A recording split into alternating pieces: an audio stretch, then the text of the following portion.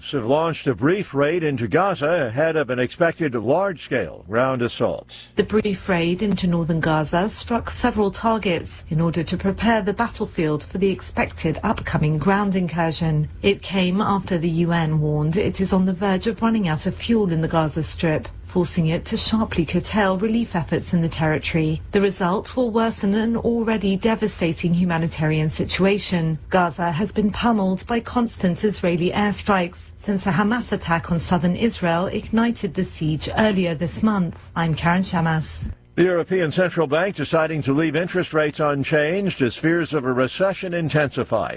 It's the first time in more than a year that rates have not been hiked in Europe, where the central bank raised rates 10 times in a row in a bid to tamp down inflation. The key interest rate now stands at a record high 4%. News and analysis, townhall.com. New York City firefighters spent 10 long hours working to free a man trapped in a vault at the World Diamond Tower. After all that time and effort, the vault opened on its own. The FDNY says the man got stuck Tuesday night after the doors auto-locked while accessing his safety deposit box inside a vault catering to Diamond District customers. Assistant Fire Chief John Sirocco says they spent 10 hours cutting through 30-inch steel-reinforced concrete walls before stopping. Sirocco says the vault, which is temperature-controlled, has a phone and security cameras, auto-locks at night, and then reopens at 6 a.m., which is when the man finally got out unharmed. Julie Walker, New York. China has launched its youngest ever crew for its orbiting space station as it seeks to put astronauts on the moon before 2030. Beijing and Washington competing to reach new milestones in outer space, among other fields. More on these stories at townhall.com.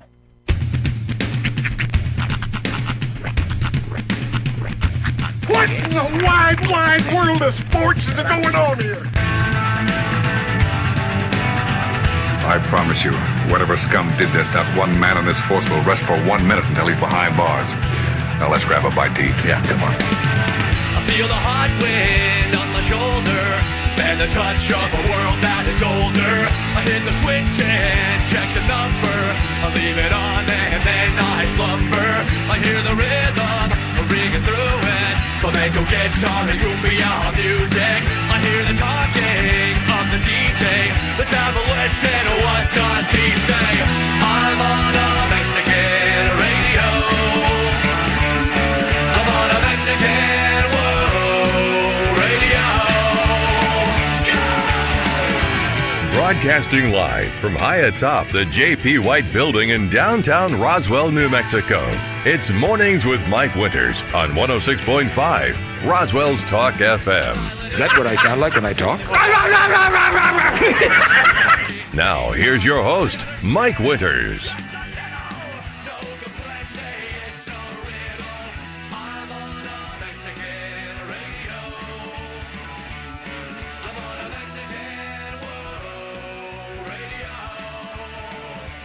And good morning, one and all. Welcome to Mornings with Mike Winters. I am he. That would be me, Mike Winters. Happy Thursday, everybody. Had some rain, depending on where you were. It was a weird weather day yesterday, yeah. I saw your double rainbow on Facebook. I'm sure they had to have posted it. It was like the brightest rainbow I've ever seen. Yeah, I see your double. So depending on where you were, you might have saw rain yesterday. A lot of weather phenomena yesterday. Because I stayed after we left yesterday about around 4 o'clock. I stayed in this part of town because I had to pick up the kids and run some errands. And it started sprinkling. It started it came down pretty good for a minute. Yeah. It was a regular Roswell storm. It came down pretty good for a minute, and then it was just sprinkles. Right. And that weird sun rain effect. Yeah. And it was weird too, because I left here. It was about 4 o'clock when we rolled out, and we were downtown, and it was overcast. Right. And cloudy, and there may have been a 1 or 2 drop. Just a couple of little drips, yeah. Bittery situation going on there. But as I drove north, and let me see. I'll look at that later. Squirrel. It just so happened to come in right at that one time. So no, I drove and I got onto Main Street driving north as I do every day when I'm going going home. Sure. And cloudy, nothing going on. Mm-hmm. And then all of a sudden, I hit Country Club Road. I hit the light there, Country Club in Maine. Mm-hmm. Drove through the light, came out on the other side, pouring down, raining. Really? It was literally a wall. Not rain, pouring. I've never actually experienced that where it's raining over there. Yeah. Like I've seen it in videos and stuff, but I've never actually experienced that IRL. Yeah, like if you're south of Country Club, just chilling, sitting, no rain. You go just north and you're hanging out at Red Lobster or whatever, they're pouring. I was like, wow. I want to find that specific line of demarcation just so I can be like half dry. Yeah. Or T-pose for dominance and just be half wet. Just be right there. That's right. It was literally cartoonish. And it rained for a steady while after that. It was a good amount of rain. I don't know if downtown actually got rain eventually or... but at 4 o'clock it was not raining, and at 4:02 in North End was pouring. Mm-hmm. So I don't know. And then we got a rainbow, and like I said, that rainbow was one of the brightest I've ever seen. Like so bright that you could see the reflection of the rainbow on the ground as I was driving. Well, I saw it, and I didn't hear it. You came in and told me. Mm-hmm. It's like, did you see the rainbow? I was like, no. And then I got on Facebook looking, and sure enough, someone saw and captured the double post rainbow the crying picture. Double rainbow all the way. Matter of fact, Roy come in here. He goes, "What happened to that 40% chance of rain you were talking about earlier?" I was like, "I guess you were on the south end. You didn't see the rain because it did rain. It rained on 40% of Roswell." Yeah, it was wild, man. It was. I didn't even get clouds. Really? Yeah, it was cloudy, and I did notice it was doing that sun rain thing that like only happens here in this part of the state, where it's sunny outside and still raining. So maybe you were under the sunny part. That's right. The sunny side of Philadelphia. It didn't even get cold or anything. Always sunny. I but felt yeah, dipped. It was wild. So so if you got rain yesterday, congratulations. Yeah. If you didn't, sorry. I put in for a whole town to get I try. Yeah, I put the application in, but I was only approved for 40%. For the whole town, by the way. So definitely want to consider yourself lucky if you got the rain. Oh yeah, maybe it'll be next time. And maybe because I can't tell if it rained because there's like puddles, but there was puddles when I left yesterday here. So I don't know if those are new puddles or the old puddles that just haven't evaporated yet. I don't know. I don't know why, but when he said I got gypped, I had to Google it because I'm like, can we still say that now? Is that still okay? Is it? I don't know. It turns out I Googled it and it says words and phrases that sting. Gypped. Yeah, it's colloquially insensitive because it's derogatory towards the gypsy people. See, but what? Yeah, I was just like, I wonder because I've used that myself in the past like 6 months. I'm like, are we allowed to say that? But here's the thing.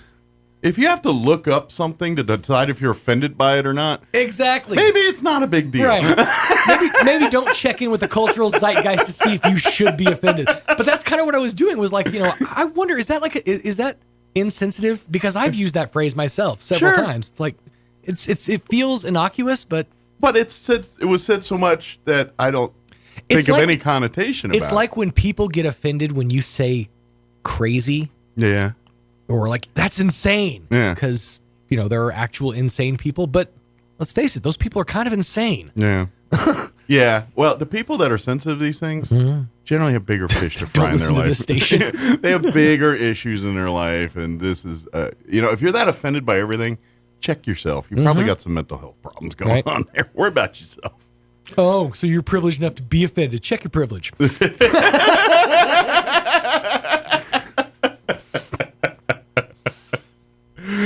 I need to go back to my official saying of the late 90s, early 2000s. Doctor the hand. Don't worry about me, worry about your own self. Oh, yeah. That was something I used to say all the time. People, shit, don't worry about me, worry about your own self. And I walk away. Hey, A and B, C. Yeah. Think I need to bring that back. Don't worry about me, worry about your own self. It's like, what from the 90s can we bring? Bag of chips, talk to the hand. We had a lot of weird turns of phrase in the 90s. Well, and to be honest, some of those went dead before they even got popular. Yeah.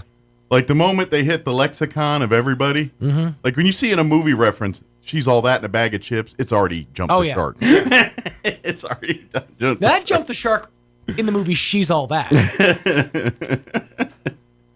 Which was perfectly panned in the movie Not Another Teen Movie. Oh, she's got glasses and a ponytail. Oh, she's got paint on her overalls. I'm surprised the chip industry didn't embrace that. Right? You'd think, in right? marketing for just a little bit. I think that Frito-Lay's might have for like one little ad campaign, but then they're like, yeah, this is awkward. It's not funny. Give me the Budweiser, people. We're going to make fun with this. Let me give you the rundown for this today's show. We're going to replay an interview this hour. On Tuesday, we had Micah Spiritu join us from the Roswell Chavez County Economic Development and talked about Reno air races, which is something that Roswell is in competition to bring. Pretty cool thing. So if you're not familiar with it, you want to keep your ear on the radio here and listen to Mike in just a few minutes. He'll tell you all about it. In the 8 o'clock hour, about 8:15, we're going to have the folks, I think it's Maria Sosa, but I'm not sure, but the folks from Pecos Valley Production join us. Of course, they just had their first annual Dairy to Dank golf tournament, raising money for breast cancer. So we'll talk a little bit about that and then talk a little bit about what they got going on after that. So that's in the 8 o'clock hour. And then in the 9 o'clock hour, about 9:15, we're going to have some of the folks from Citizens for Life join us, Margaret Rodriguez and Tracy De La Rosa. We had them on a while ago. It's a bit ago, yeah. And but I think they got an event coming up, and so we're going to just kind of tell you about that and invite you out to their event there. So plus we'll have all of the features that include the news of the local, national variety, Wall Street business updates, and all that other good stuff. You want to know the quickest way to kill a turn of a colloquial phrase or one of the ones that the kids use these days? Use it yourself. Yeah. As a grown man. Yeah. I said like unironically, I said no cap the other day, which means no lie for you who don't know. Yeah. And I got like I could hear the rolling eyes. Yeah. I couldn't even see them, but I could hear them. You know what? I think phrase that theirs is now already jumped the shark because I heard it on the news yesterday. Oh, that's never a good sign. Spill the tea. Yeah, that one's sort of like it had its moment in the sun, and then like I think grown-ups kind of adopted that. What's funny is if you ever go back and like look up the origins of these phrases, that was actually started by a drag queen. Spill the tea? Spill the tea was started by a drag queen TikToker. Okay. Again, I'm not sure why I know. This is the same thing with Hide the Pain Herald. I don't know why this stuff like has ownership in a part of my brain, but that's it does. what's taking up space. That's right. But yeah, I heard the news anchor use it yesterday. I was like, oh, it's jumped the shark. And we're done. All right, it is 7:16. Let's get you up to date with the weather. You know what? Next week is going to be like in the 50s. It's going to be like full on fall, almost winter like. So let's do your weather. I'm meteorologist Steve Hamilton with your Pecos Valley weather. Things look pretty good all the way through the upcoming weekend. We'll stay at about the 80-degree mark for the afternoon high today. With high pressure parked over the area, we get sunshine. Overnight will be clear, lows near 50, and then we're looking at upper 70s for the high on Friday. It should be sunny. We may get a light rain shower or two on Saturday, but some sunshine as well. Mid-80s, fair and cooler on Sunday. That's your latest forecast. I'm meteorologist Steve Hamilton. Thank you, Steve. Currently 51 degrees here in Roswell. Humidity is at 74%. Winds currently out of the west at 6 miles per hour. Sunny and 82 for today.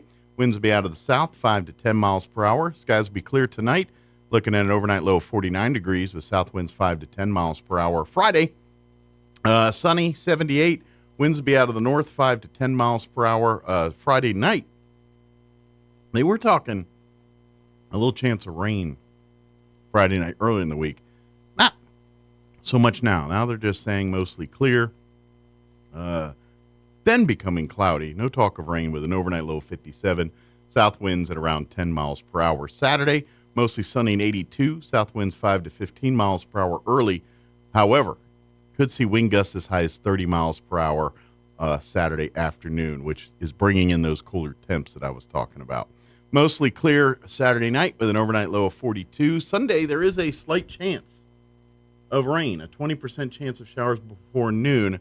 Partly cloudy we're only supposed to hit 48 now for a high on Sunday. It was 51 yesterday, now 48. Clear Sunday night with an overnight low of 33, 20% chance of rain Monday early, partly cloudy, 47 for a high on Monday. Tuesday, 54 for a high, 59 on Wednesday of next week. So officially hitting the fall temps looks like Sunday. Official. You can't argue those temps, them full-on fall temps. All right, it is 7:18. We're probably pretty close to our first freeze. Like I'm looking at Monday. Yeah, Sunday night our overnight low is 33. Monday night our overnight low is 32. That's right there. So maybe we might see our first freeze that Monday or so. Maybe. It's right on the cusp. 33 for an overnight low Tuesday. So we're right there on the cusp. All right, 7:19. We're going to take a 3-minute break, and then we're going to play our interview we had with Mike Espiritu from the Roswell Chavez EDC. That's up next. Don't go away. This October, Artesia General Hospital is here to help you take charge of your breast health. About 1 in 8 women in the U.S. will develop breast cancer. Understanding your family history and getting screened can help lower your risk and lead to early detection. They're pleased to offer advanced 3D mammography, providing increased early detection, more accurate results, and enhanced comfort. Don't wait. Request your mammogram today. Women over 40 don't need a physician's referral to schedule their annual screening. Visit artesiageneral.com/mammogram. The Fergalicious boys can keep you hot this winter. Fergalicious. Oh yeah, it's getting cold out there, and Fergus Plumbing and Heating has what you need to keep things hot in your home. They can come by and winterize your pipes and check your insulation, and you know they'll do it with nothing but love. Oh yeah, baby. Call the Fergalicious boys at Fergus Plumbing and Heating at 622-2660. When you need it hot, Fergus is on the job. Fergalicious. It's October, and that means it's time to paint Roswell Honda pink. We partnered up with the Chavez County Cancer Fund to help raise much-needed money, and we are gearing up for another amazing year. Roswell Honda is giving away some great prizes, including 3 Michael Kors designer purses, pretty in pink, of course. Stop by for a free entry or 3 entries with a qualified test drive. And that's not all. With new inventory arriving daily and over 100 quality pre-owned vehicles on the lot, there's never been a better time to get behind the wheel. Here's Joe Salzar to tell you all about it. Don't let vehicle pricing rumors fool you. With Roswell Honda's market-based program tool, we are making it easier than ever to get the best deal in southeastern New Mexico. And with every vehicle sold in the month of October, we will donate $50 to the Chavez County Cancer Fund. Join us Saturday, October 28th from 10 to 1 p.m. We will have a special performance by the Charlie's Angels. Bring cash to support the cause and purchase goods from our many vendors. Help us make it happen for the Chavez County Cancer Fund, and let's paint Roswell Honda pink. You've heard of a Four Seasons room, but have you heard of a Four Seasons window? Jennifer here from Trustmark Roofing and Windows. It might surprise you to learn many windows are built to handle only the cold or only the heat, but not both. In Southeast New Mexico, one or the other doesn't cut it. That's why Trustmark windows are built to handle our Four Seasons climate, the scorching summers, the bone-chilling winters, and everything in between. Special glass coating blocks extreme UV rays. A stout frame prevents warping from the extreme weather changes, and insulated glass is like putting your home in a giant styrofoam cooler in the winter and keeps cold out and warmth in. And in the summer, it keeps heat out and cool in. For our Four Seasons weather, get Four Seasons windows. Call today for your no-obligation spring window assessment, 575-755-7663, or visit TrustmarkRoofPros.com. Trustmark Roofing, we put people first. A Greek-Canadian man invented the Hawaiian pizza. His name was Tex Colorado, and he's from Detroit. Here's Mike Winters. And good morning. It is 23 minutes after 7 o'clock, and joining us in studio this morning from the Roswell and Chavez County EDC here this morning. Christina couldn't make it this morning, but we have Mike Espiritu and Kristen Chappell as well. Good morning, guys. Morning. How's life at the EDC? You guys are busy. There's always stuff going on. In a good way, exactly. I'm hearing about, obviously the thing we're about to talk about is kind of a big deal here, but a lot of that we're seeing more businesses looking to this part of the country to see if this is a place they want to set up shop, things like that. And that's kind of, for folks not familiar, that's what the Roswell Chavez County Economic Development Corp does. They're the ones that kind of, work with business partners and things, and work obviously with the chambers and the governments of Eddy County here to kind of, promote business growth and lure and excite other entities to make Southeast New Mexico home for them. Yeah. So if you're not familiar, that's what the EDC does here. Well, we have 4 legs for our stool, so Yeah. Just encouraging that growth and really, showing people that we in this community are an attractive place to do that kind of thing. Sure. And we also have a business retention expansion program where we support and assist the businesses that have already established and they already have hired people. They've already are here and invested in our community. And giving resources, especially to smaller businesses that may not have the big marketing budgets or an HR department or a lot of the things that a larger corporation has, you can kind of serve and help some smaller businesses meet those needs and roles, because obviously, if you're a business, you've got to take care of your people, you got to provide it, and it's a little bit harder when it's you and 2 other people running your business sometimes. That's right. Well, today, as a matter of fact, Kristen, tell them about the business seminar we're doing today for our local folks. Yes, we're going to be having a business seminar today at our office. Okay. 220 North Main. It's basically right across the street from us right here. If you know where the Bank of the Southwest building is, they're on the first floor there. Right. Their entrance is on Main Street. Yes, and we're having 2 ladies come from New Mexico State University from the Arrowhead Center to talk about different strategies for startup businesses, small businesses, and some workforce tips as well. Excellent. Yeah. So, and here's another thing about that is networking. Sure, you're going to come and learn and hear, but other community leaders and business owners are going to be there. The thing is, it's a good chance to meet, network with some of them. Who knows? Right. Maybe partnerships start, or maybe relationships start there. Or maybe someone's got some secret sauce about this workforce piece, right? There you go. They can share That's that. what we need. Yeah, that's exactly. It's really a great place to gain information, to network, and obviously gain tools that can help your business. So, now, do they need to pre-register today, or just show up, or how does that work? It'll be from 1 to 2. So Just if you're in come the on in. area, stop in. Maybe have lunch beforehand and pop on in. That way, so your stomach's not. And there's no grumbling. charge. It's a great opportunity to do all those things you mentioned, Mike. Yeah. So went from 1 to 2. So Absolutely. hope to see people there. Yeah, come on out, and if you can't make it, whatever, call and say, hey, I can't make it, but I definitely want, and get connected with the EDC here, and then we can get you on the radar for the next event and things like that. Yeah, we do those seminars to help our community about once a quarter. Yeah, so they're always, and then when you're not doing it directly there, you're working with chamber or other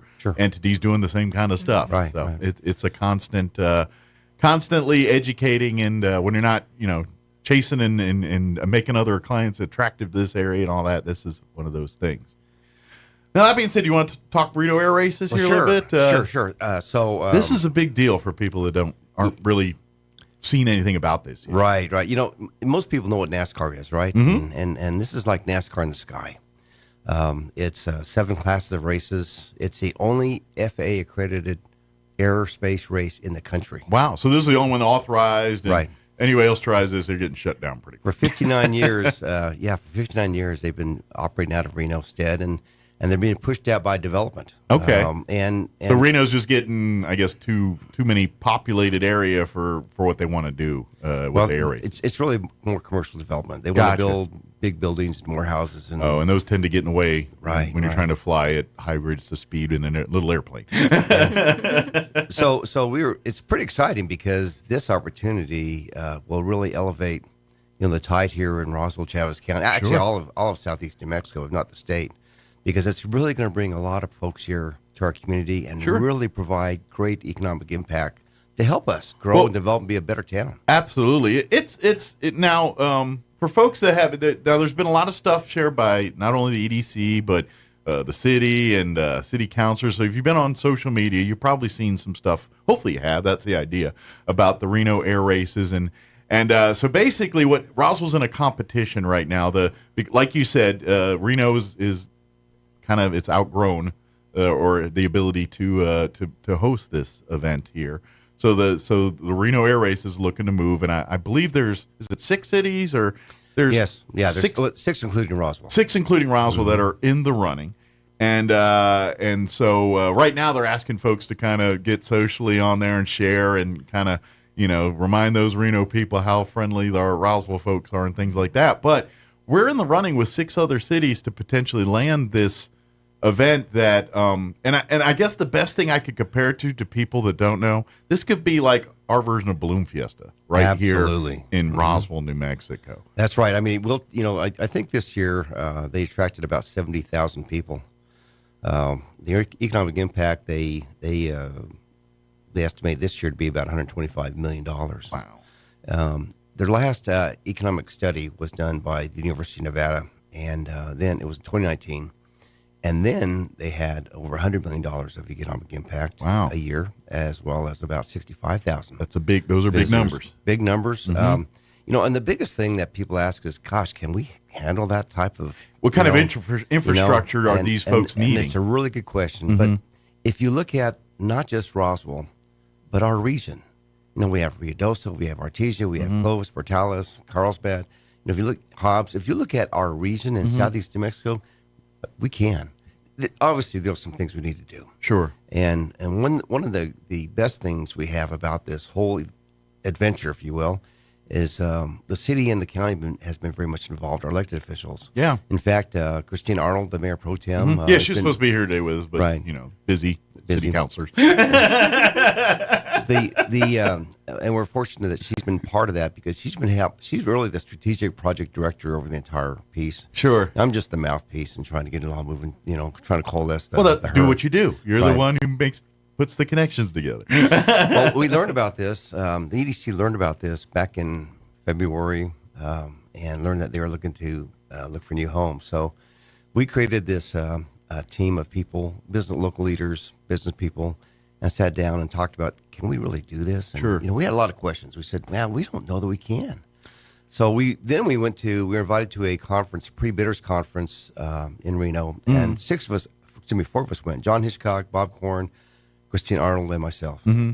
And we sat down and met with all their key folks and learned more about the venue. Like their needs and what kind of amenities and stuff like that they need to do what they do. Yeah. And that is where we learned that we really can do this. So then they did an RFP process. Mm-hmm. By the way, the EDC has paid for every cent of this, not the city, not the county. It's through our membership that we paid for this. So people sometimes think the city paid it for a vacation for someone, but that's not true. No, this is all part of what the Economic Development Corporation does. Because this is an economic development project. Yes. If you look at it, it's from lead generation to due diligence to collaboration, creating an RFP. Well, and now we're at a site visit. Now we're getting near a site visit, so we can... Well, and this kind of is what the whole point is, because let's face it, a city or government entity they can't move quick on things because of the process of which things. This is why you guys can kind of go and do all the legwork for all that stuff. And then when that's in place, then present it to the city and say, okay, here's the thing. Now you can go to the process of putting meetings and doing all the stuff that the public requires, that they're required to do. So it's actually probably a more streamlined, quicker thing to let the EDC work that stuff and then present it to the city council or whatever entities need to be presented to. Well, is that kind of absolutely, and I think the key thing too is we can rally folks together and create groups of people and with the help of obviously others. Sure, but we can help create this team, if you will, to help move this project forward, and we have. I think we submitted an award-winning RFP to the folks back in Reno. We have a team that went to the Reno Air Races. 6 of us went. It was Christine Arnold, myself, Matt Chappell, and we were the only one that brought an FAA person with us out of the cities that were there. In case you know, Matt, when he's not, running for city council and volunteering for a bunch of stuff, he's, working at the airport. Well, I'll tell you, they really loved him up there, and the ability to talk to him about all that. He's kind of a jack of all trades. Like, oh yeah, he can handle it. Oh yeah, you got it. Well, and having Bob Korn there as well. He's a pilot. He understands the airfield. He understands air shows. Sure. They have an air show. Yeah, as a race. And I think that's what, because Christina also serves on the Historical Society board, and we talked. So I have a little bit, and a little bit of inside information talking about this. And so for 2024, the Reno Air Races will be an air show. And then in 2025, they're hoping to do the competitions again here. And the way it's looking is 2024 will probably be in Reno. And then that 2025 is they're hoping for their new home, which we hope will be here. So Sure. That's kind of the game plan right now. Well, that gives us time to prepare, right? Mm-hmm. So if we're fortunate enough to be selected as the winning city, then we go to work. I mean, the hard work first begins. There's a lot of logistics things we have to go through. But, people think that we're going to take this on and do it ourselves. That's not really the case. We're providing, if you will, a venue. We're providing this world-class air center out here in Roswell. That's the largest The hard facility part's of the in others. place already, right? That's kind of because the big needs are already in place, and the airspace, the space in general for them to logistically down there to have space to do it. They got it. We all kind of check all those boxes on that stuff. The stuff we don't is more of this infrastructure stuff, and that's the stuff we have time to really get put up to speed on. Absolutely. And I think it's real important for us to get out to speak with civic groups and other activities and here on the radio this morning to educate and coach people about what we're doing. Because you're right, it is so vital that when they come here for the site visit, sometime November, December, we don't know the dates. There'll be a team of about 6 or 7 of them. They'll be for a couple of days. And they're going to look at facets of our community. They're going to talk to people in Roswell. Yeah. They call themselves the September family. Right after Labor Day is when they hold the races. They've been holding the races every year, and they probably would like to do the same. And why the September family is because they truly are a very close-knit group of people. And they see a lot of each other in September, bro. and to them, that culture is very, very critical. That's important. And so the passion they have for aviation and being with each other and sharing and working together is just amazing. Sure. And that's why Roswell is such a great fit. The people here in this community and this region, they're all about love of family, love of God, love of country. I mean, they're people that are just genuine. Sure. And that's what they are. Well, and plus they're they come as as the family. They come like you think it's this big. It's literally the families and their RVs and everything. Like a lot of the folks, because we're talking about hotels and things, but a lot of them because I heard a lot of I was reading some of the Reno Air Race comments and things and some of the stuff on there, and a lot of them as long as there's a place for camping and it's not all about hotel rooms. A lot of them want to camp, and because that's kind of they like to come here. And then what I'm thinking is when in between races they got a day down, they're going to go travel to Ruidoso or travel to some of our other local attractions and things, or spend the day, at our UFO museum and in some of our museums and things downtown here. And obviously eating in our restaurants and staying in our hotels and shopping in our stores. And once we show them what green chili is, they're going to be trucking a bunch of that out of here. Well, you're right. When they come here for the site visit, Mike, we're intending to show them all those different things. Yeah. We have teams set up right now to take them to different places, to different parts, and not only obviously the air center, because that's a big part of it, right? Absolutely. I was asked by a lady and says, it's pretty dangerous. I said, well, it is. Big no bones about it. But so's NASCAR. Absolutely. So's football. Absolutely. So just pick a sport. These are professionals. And this is what they do. And it's done in a way, like you said, it's the only FFA sanctioned event, which means safety and protocol and the officials and all of that. It's just like NASCAR and all those others, high velocity sports. It's going, it's dangerous, but you know what? It's also well regulated, and these are people that they just, and to be honest, not any old Yahoo can just show up to this thing. There is so much training and qualifications and prerequisites that every pilot and every team must go through before they're even allowed to set onto the race course here. In fact, in June, Mike, they have to be recertified, and our new ones, rookies, if you will, trained. Yeah. And they have to go through a complete... Probably a lot more than just a general average pilot, or maybe even a commercial pilot. Well, they've got to do medical. They've got to have their aircraft checked out. I mean, and FAA's involved with all this. Yeah. So we'll see them not just in September. We'll see them in June, and we'll see them throughout the year because they have erected a lot of hangar space out there in that airport. And it's not really the major airport in Reno. It's the it was a former like air a base as regional well. or it's a regional. maybe it was Reno's no base dead. or something. Right, no Sound base. familiar? like all our competitors, they're former bases. Yeah. Air Force bases. Well, that's the thing about a base closure, especially if an Air Force base. They tend to leave a lot of good equipment behind, or you know what I mean, a lot of good resources behind. I mean, you say what you want. We're blessed with that airport and the runway, and there's so much uniqueness to that facility we have here. And it's all because it was a bomber training base back in the 50s, and it needed those things to have it. And so we're blessed with that. And so, again, another one of those points of attraction for the Reno Air Races. We have an airfield that can handle any plane on the planet, and you know what I mean. And well, you can land anything here, right? Yeah, It's exactly. That's the aliens. So I mean, yeah, exactly. Every plane out of the planet too. Well, we're very fortunate to be considered, Yeah. and we're in communications with them frequently, and it's such an opportunity for growth and to bring and think about it. What city in the world would be known for not one but two national/international events? You know, we got UFO Festival, which is known by every country on the planet in June, July, and then we'll turn around here in September, you know, and start our air race season here, and that's hopefully what happens. Yeah, and they can springboard from here to Albuquerque to the Balloon Fiesta. Absolutely. So, I mean, there's so many great opportunities. I would for think there could be a tourism. synergy thing there where they even partner up and lead in, you know, because like you said, it's usually that month before Balloon Fiesta and all that. So let's tie that all in, and we get them to come for the Reno races and then stay an extra week for Balloon Fiesta. You know, that's what we're kind of hoping to see, that kind of stuff. But it is a potential. But you know, that's the thing, is we're going to have to probably grow a little bit out at the airport and things, providing parking, hangar space, and but we'll have time to do all that. But it's kind of like the Olympics. You know how once a city gets named the Olympics and they spend that next couple years building, and that's kind of where we're at right now. If we can get this announcement, then we'll do. We don't have to obviously do it the scale of the Olympics here, but it's going to cause a lot of growth, and anytime new construction, new things happen, that means more jobs, more money flowing in. So it's all good, and that's economic development, right? Yeah, that's all good.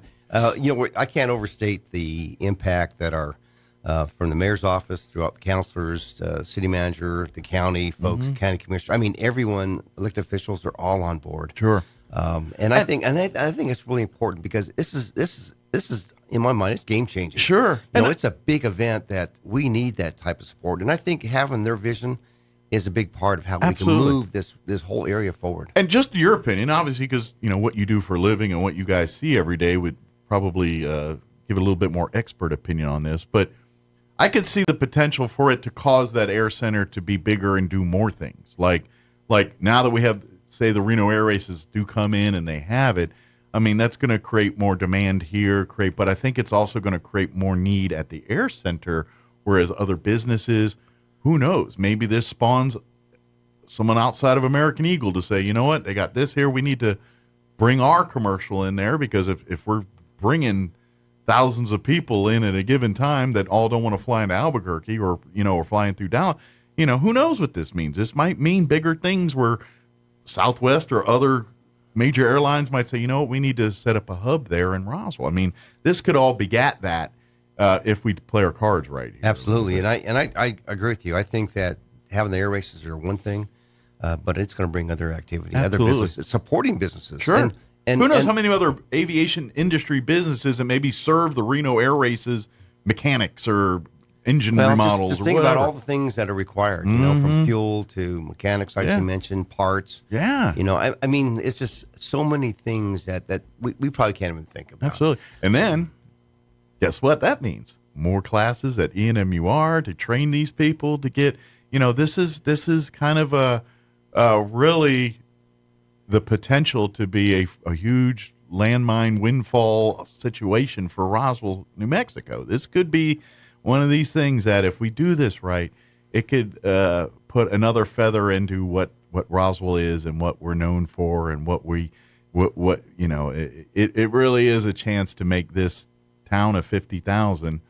It's already a lot bigger footprint than most towns of 50,000. This could kind of blow it away with adding what we'd call the Roswell Air Races at that point, or whatever they changed their name to. But well, it's still going to be RAW, right? I think. Yeah, and I think I think they'll keep their acronym. I would suspect. And they've got these pylons, which is they have to fly around these pylons on the course. And the home pylon is beautifully decorated, blue and white checkered flag-ish, if you will.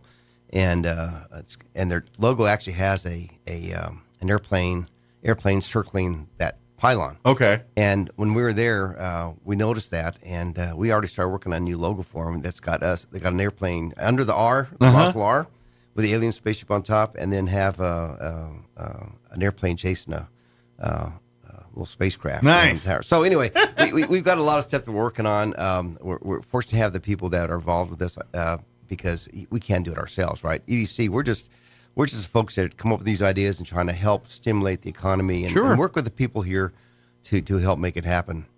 One of the things that we haven't talked a lot about yet much about, Mike, is the Reno Air Racing Association, RARA, has an amazing scholarship program for young people. Okay. And I understand it's fully funded for the next 10 years. So they will bring that here to bring people into young and those people. are all STEM related career fields and training and education. That's right. Yeah. So it's going to parlay very nicely into the work with our Roswell Independent School District and our university here, Eastern New Mexico University. I mean, I see so many good things that's going to happen besides just having an air race. And by the way, they do an air show. That's right. And they bring in the Thunderbirds. So we get the Blue Angels we get the advantage of not having to travel to Alamogordo to go see something like that anymore. It'll be right here. So it's pretty exciting. And by the way, parents, more training, more jobs, more stuff. More likely your kids will want to stay here and get their education and settle roots here in Roswell and grow their families and have, I'm sure every have mom grandchildren for mom and dad. Every mom and dad in this community that would like to see that one,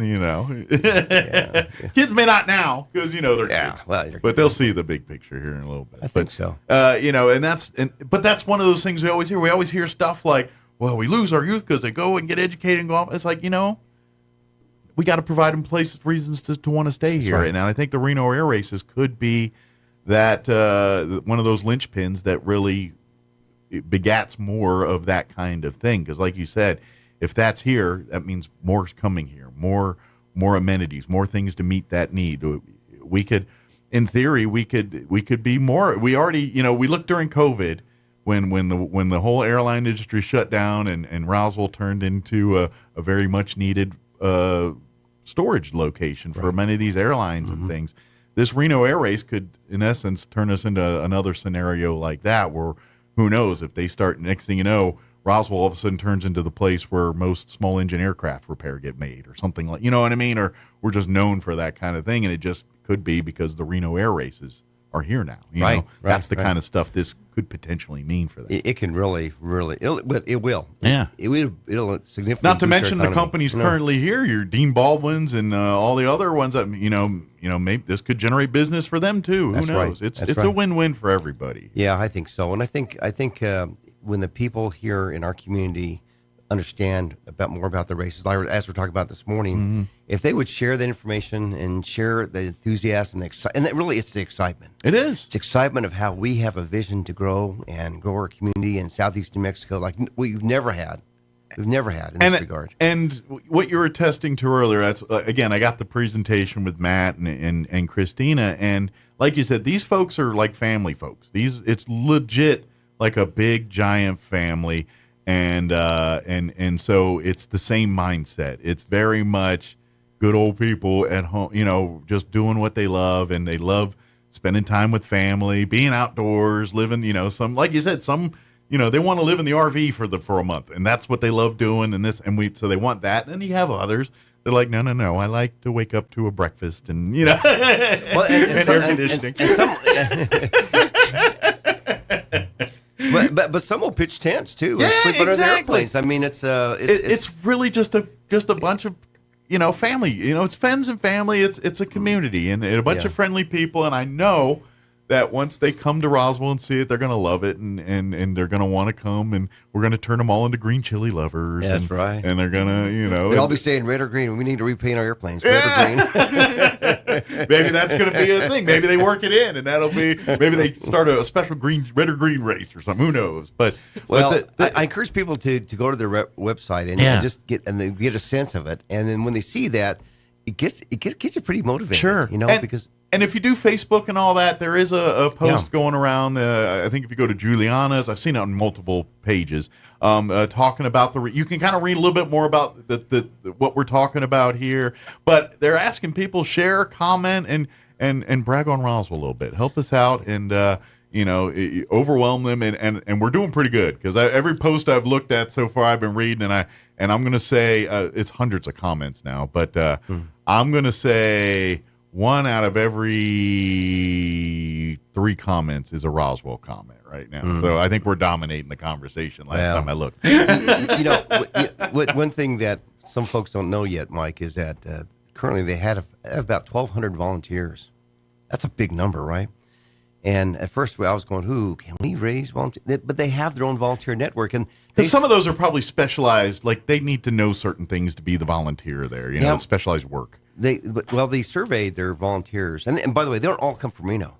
They're from all over the country, all over the globe. They're just flying enthusiasts. Yeah. And so they come in, and the pilot may come in, but his wife may be a volunteer at a food tent or something, right? And they surveyed their volunteers, and over 70% of them says we'll go to wherever the races go to. All right. Well, we spoke to a lot of those volunteers when we were there in Reno in September, and you know what they said? We would love to come to Roswell. Yeah. Love to come to Roswell. So, we'd love to have them. Well, and exactly, we'll have opportunities for adults to volunteer, young people to volunteer, and I mean, and civic groups they can have booths and make some money. I mean, there's one activity there that does the parking lot, and that's all they do. It's their only fundraiser every year. Wow. One. And they're making enough money to support their organization. Well, good. Well, hopefully we can keep helping them do that. Yep. Well, it's gonna. I think again, the tide's gonna lift all the boats. Sure. Every single. I think it really gives a chance for opportunities for our local people here, and especially young folks, and maybe a future in this industry. Or, I mean, obviously not racing it. Maybe they're not going to go race planes, but they might end up working as a mechanic or commercial pilot, or they can do security and watch the airplanes taxiing in and out. You just watch, because they have gate guards, if you will. Absolutely. I mean, there's all kinds of stuff that's available, and they can get involved as much or little as they want. Absolutely. But I can even see some of our organizations, our Youth Challenge and Job Corps folks out there. Walker Aviation Museum, I feel like this is kind of in their wheelhouse a little bit too, maybe getting involved with some of that stuff, and obviously NMMI, maybe with some of their science and some of their groups in the high schools with some of their STEM and science, and who knows, maybe they start an aviation club at our local schools here that kind of partner with the Reno Rare Race folks and all that. Well, Early College High School has an aerospace education program already. Yeah. And by the way, we met with General Grizzle a week or so ago, and they're pretty excited about it as well. That's great. And it really is a potential for a big deal for this community. It's gonna support every single soul. Now, obviously, we got a lot more to come in the coming months here, because they're gonna come to visit. Like you said, we're in competition with 5 other cities, and I bet they're all pretty good cities too. But we're the best. We're the best. We're the best. So we'll see, and we'll cross our fingers. But if you do happen to, and we'll have a better idea when they're all in town and stuff, and say, if you see them and talk to them, be friendly, show them, do what you do. Whenever we have UFO Festival and we get a lot of out-of-town folks coming, do what you do. Recommend the restaurants you like. That's right. Recommend the places you like. Talk about the things you like. Brag up on us a little bit here. And I think if all the planets align here, we could be in 2 years from now talking about our first races here in Roswell. So the Roswell Air Races. Well, we are getting ready to launch our website. The ChavezCounty.net, our EDC website, has been up. I mean, it's a ED website, but we're getting ready to launch a page on that. Okay. That talks to just just the air races. So encourage people to take a look at that. ChavezCounty.net. That should be up within the week. Sure. And they'll get more information on that, what's happening and what the process. So we look forward to the announcement the award the first quarter of 24. Okay, so that's kind of where we're about 3-4 months here in that ballpark, Yeah. something like that. But in between time, we're going to have that side visit, and that's where that's our chance to wave the checkered flag for Roswell. That's our big our show chance. to prove to them that we're a worthy city to do this. That's right, and we're going to have signs, and we're going to do billboards, and we're going to do a lot of different things, kind of lift that energy, and we want to encourage people to lift that, as you said, lift that energy as well, because when you talk great about our town and they're a visitor, and even if they're not from Rah-Rah, it's a good thing to talk good about your own community. Absolutely, right? Yeah. Take a little pride in everything, and I think. And by the way, if you have questions, don't hesitate to come out this afternoon. If you're going to come here, come to the EDC for the event here today. If you got a few questions about this, ask either one of these two. They'll be happy to talk to you more about it too. Or if you're a business or entity that maybe wants to get more involved in the luring process of doing this kind of thing, please reach out. The more hands, the better on this one. Because I think this could be a real potential game changer for our community. And I love it because I think it does kind of tie in with the fabric of what Roswell is, and with the amenities and with, we're here in the desert and we've got all this airspace. We've got, we should take advantage of that. And I think this is one of those things that kind of does that. It checks the boxes. It does. That makes sense. It checks all the boxes. It checks all the boxes. So it's really cool. And plus it's fun. You get to brag on it. Now you get to tell all your out-of-town friends and family that we got the Reno Air Races, and those people that been hemming and hawing to come see it. Now you got one more thing to say. Now you got to come. You got to come visit so you can watch the air races and all that stuff. So that might be an excuse to get that grandkid that keeps hemming and hawing to come visit. Right. That's right. Well, maybe they'll come here and get a job. And, exactly. Maybe they'll settle roots. Then you can see them every day. Yeah, yeah. Pretty exciting. Absolutely.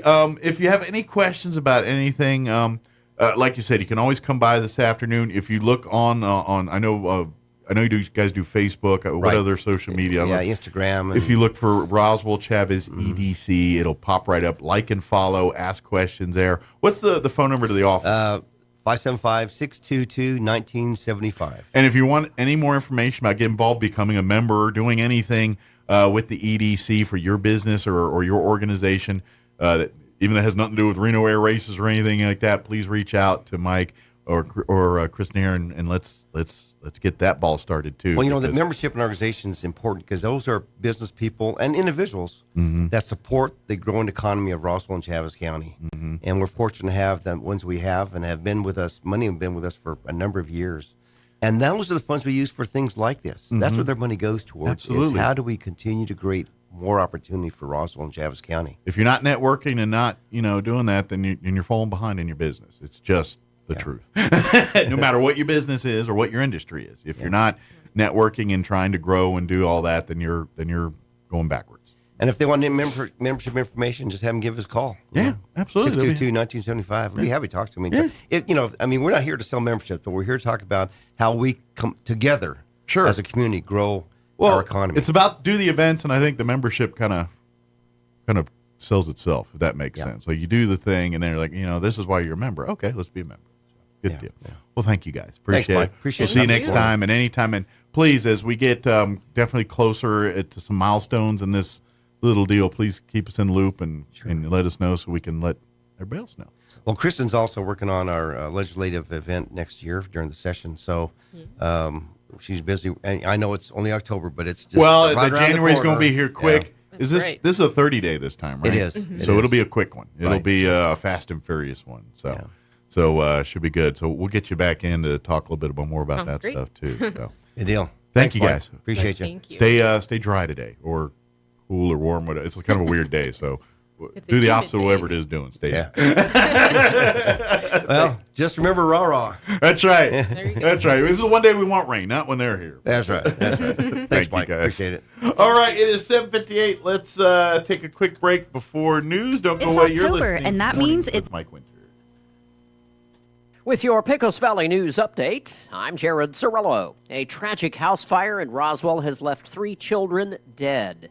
RFD responded Tuesday night to the 500 block of South Cedar and found that the parents of 2 of the children, aged 3 and 4, had just returned home and found their house filled with smoke. They had left the young children in the care of a 16-year-old babysitter who was also still thought to be inside. The father of the young children called 911 and went in the house. He was able to pull all 3 of the unconscious children to the front door, where firefighters took over. Tragically, all 3 died at a hospital in Roswell. Crews determined the flames broke out in the living room, but there was no longer an active fire burning. The exact cause of the fire remains under investigation. Goddard will be the home team Friday night versus Roswell High in varsity football. Goddard will sit in the west stands, and all passes will be accepted. Roswell High will sit in the east stands, and RHS red passes will not be accepted. The RISD all-school pass, retirement passes, and school employee badges will be accepted. The school is asking everyone to enter on the side of their school, as people will not be allowed to cross the field. All gates will open at 5:15. You're up to date. I'm Jared Cirillo. The right to repair movement began with American farmers. They were being ripped off by large farm equipment companies who refused to sell them parts to repair their own equipment. Apple worked the same way, until now. I'm Kim Commando, brought to you by T-Mobile. Their advanced network now goes farther than ever before. Visit T-Mobile.com/55 today. After decades of opposing the rights of customers to repair their own devices, Apple has been forced to change its tune. California's Right to Repair Act now covers electronics and appliances made and sold after July 1st, 2021. It requires Apple and others to make repair parts available 7 years after the initial production of the device. Of course, some electronics use microscopic parts and can't be repaired. But the next time you break your phone screen, if you're handy, you may be able to save a few bucks and do it yourself. I say may because it still might be cheaper to let Apple do the work. Get tech smart the easy way. I'll do all the work for you. Get my free newsletter. Sign up at getkim.com. Privacy isn't a luxury or a privilege. It's a human right. But some companies will happily violate your privacy to turn a profit by selling your personal information to anyone who's willing to pay. This is one of the ways spammers and scammers get your contact and other info. Search for yourself online, and you'll likely find data brokers selling your data. Just about anyone can pay for a cheap trial membership and see a full report on you. Stalkers, identity thieves, and hackers already know this, as do advertisers. That's why you need to stop robocallers and spammers before they can add you to their spam lists. And Incogni can help by removing your personal information from dozens of commercial databases.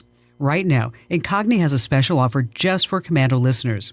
Start your personal data removal journey today and get 55% off at Incogni.com with code KIM55. That's Incogni.com, code KIM55 for 55% off. Incogni.com, code KIM55. Fall time is almost here, and the holidays will be here before you know it. The Calico Cow invites you to move on into the cow and check out the new holiday fabrics arriving daily and take advantage of a huge sale on Brothers sewing machines now through the end of the year. Get free lessons, maintenance, and a first-year cleaning included. Fall into savings at the Calico Cow Fabric and Gift Shop, now at their new location, 200 East College in Roswell. Want to know how? Come see the cow. A dining set is the staple of family gatherings. It's where you spend holidays, where you help your kids with their homework. It's an entertainment setting for game nights or new recipes. Your dining room is a centerpiece of style and design. This is Melanie from Glenn's Furniture. Here at Glenn's, we bring quality to the modern dining room. Our selection is extensive with clean lines and subtle curves, from traditional to contemporary with wood or stone tops. Stylize your dining room at Glenn's on Union and Alameda, where delivery is free since 1953. Capitol Hill is a stunning rise for the conservative Donald Trump ally and low-ranking member of the GOP leadership team, who is now second in line to the presidency. After weeks of disarray, the GOP demonstrated remarkable unity. All 220 Republicans who voted supported Johnson. Hours after Johnson clinched the gavel, the House overwhelmingly approved a resolution backing Israel and condemning Hamas. Edwin Mora, Washington. The economy gained momentum in the third quarter, expanding at a 4.9% annual rate, more than twice the 2.1% rate of the previous quarter. On Wall Street, the Dow is down 70 points. More on these stories at townhall.com. Here's an important message from the Diabetes Solution Center. Do you like pricking your fingers to test your blood sugar levels? No one does, but it's important to maintain your health. And now, by wearing a small remote device called a continuous glucose monitor, or CGM, you don't need to prick your fingers anymore. It's easy to use and helps you make more accurate diabetes treatment decisions. If you are testing your blood sugar 3 or more times daily, injecting insulin, or using an insulin pump, call the Diabetes Solution Center right now. And if you have Medicare or most major insurance coverage, you may be able to get a new CGM at little to no out-of-pocket cost. Shipping is free and will even bill your insurance company for you. If you are testing your blood sugar 3 or more times daily, injecting insulin, or using an insulin pump, call the Diabetes Solution Center right now to learn how to end the painful finger sticks and get your own continuous glucose monitor, or CGM, at little to no out-of-pocket cost. The United Nations says a fuel shortage is hampering its relief operations in Gaza. The UN says it's almost run out of fuel. Juliette Touma is a spokesperson for the UN agency responsible for Palestinian refugees. If we do not get this critical fuel supply, then yes, we will have to reduce humanitarian assistance to people who need us most on the ground in the Gaza Strip. Israel won't let fuel into the Gaza Strip because it says it ends up in the hands of Hamas. Mark Regev, a senior advisor to Israel's Prime Minister Benjamin Netanyahu, made it clear Israel was not about to change its mind. The BBC's Paul Adams. South Korea, the U.S., Japan strongly condemning what they say is North Korea's supply of munitions and military hardware to Russia. Today's statement by the top diplomats from the three countries says that such weapon shipments will sharply increase the human toll of Russia's war in Ukraine. News and analysis at townhall.com. The U.S. Postal Service not immune from the crime wave that has swept the country in the past few years. The USPS says law enforcement officials have made more than 600 arrests since May of criminals who stole mail and robbed postal carriers. Letter carriers are on edge after nearly 500 of them were robbed last year. Criminals increasingly targeted the mail to commit financial crimes like altering checks to obtain money. The announcement on Wednesday came against the backdrop of rallies by the National Association of Letter Carriers across the country in recent months. They're calling for better protection of carriers and harsh punishment of criminals who rob them. I'm Tiffany Wang. Automaker Stellantis plans to invest $1.6 billion in Chinese electric vehicle manufacturer Leapmotor. It's a partnership that aims to expand the Chinese EV maker's global sales. More on these stories at townhall.com.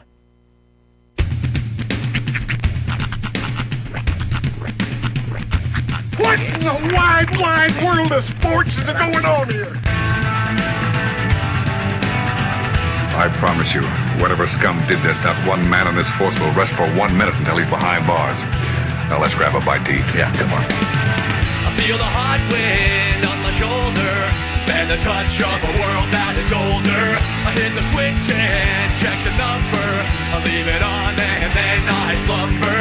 I hear the rhythm ringing through it. Flamenco guitar and cumbia music. I hear the talking of the DJ. The travel listen, what does he say? I'm on a Mexican radio. I'm on a Mexican radio. Broadcasting live from high atop the J.P. White Building in downtown Roswell, New Mexico. It's Mornings with Mike Winters on 106.5 Roswell's Talk FM. Is that what I sound like when I talk? Now, here's your host, Mike Winters. And good morning. It is 6 minutes after 8 o'clock. Welcome to hour number 2, The Deuce, of Mornings with Mike Winters, right here on 106.5 Roswell's Talk FM. Happy Thursday, everybody. Yes, sir. Now sunny. It is. See this, now we're in that time of year where it's dark when we start the show, mostly, darkish. And I like that, by the way, because when I come to work and it's daylight, that ain't right. Like when we hit that daylight savings time and I feel like I'm late all the time. So this is how it should be. Perpetually, like throughout the whole day, everything feels later. But the trade-off is, I'm like, I don't know what the weather's kind of like yet, because it's still dark, and I'm like, it's going to be nice, and then I look, and so I look, and it's like, oh, it looks a little ominous right now, but then I look an hour later, I'm like, never mind. No, for like 2 weeks in the fall of in southeastern New Mexico, we experienced all 4 seasons within one day. Yeah. It's like freezing cold. It's like I'm sweating by midday, and it's all the seasons. Well, next week, we're going to get full fall. Ooh. Like, we might have our first freeze. Really? Might. We're right on the cusp. Like, Okay. I was looking at overnight lows. Sunday night, it's like 33. Oh, wow. Monday night is 32 for an overnight low. So it's right there.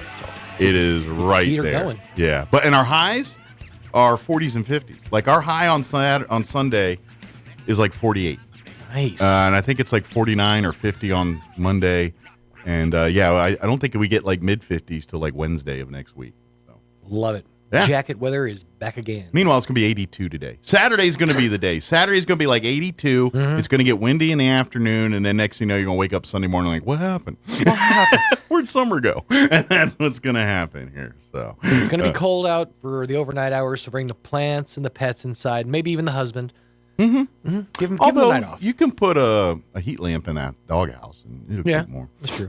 Your husband will be fine. My heat lamp is a TV, and then takes off a lot of blue heat. He's like, just put Sports Center on, he'll be fine. Throw him a sandwich every once in a while, it'll be all right. But yeah, so it's going to get cold here. So full on long sleeve t-shirts, sweatshirts, hoodie season. I'd say it skipped over long sleeve t-shirts almost and just kind of went straight into hoodie season. For me, I still go long sleeve. I still haven't broken out the one long sleeve tee I have access to right now. I gotta get more. You should get more. Maybe cash in some of your baseball shirts and trade them up for long sleeve t-shirts. That's blasphemy, sir. When you find a style that works, you stick with it. I'm going to call you Two-Tone Sean because every shirt you own is two colors. One color today. I couldn't remember what I was wearing, honestly. I was like, what did I put on this morning? Well, for like a week straight, and they're all different colors. It would be like a green on gray or a red on gray or a blue on green or something like that. Yeah, mostly earth tones, but then there's a couple pinks I like to work in there. Yeah, he's a. Okay, so that's October. It's breast cancer awareness. That's right. That's how I roll. Fall. By the way, I forgot to mention this last hour.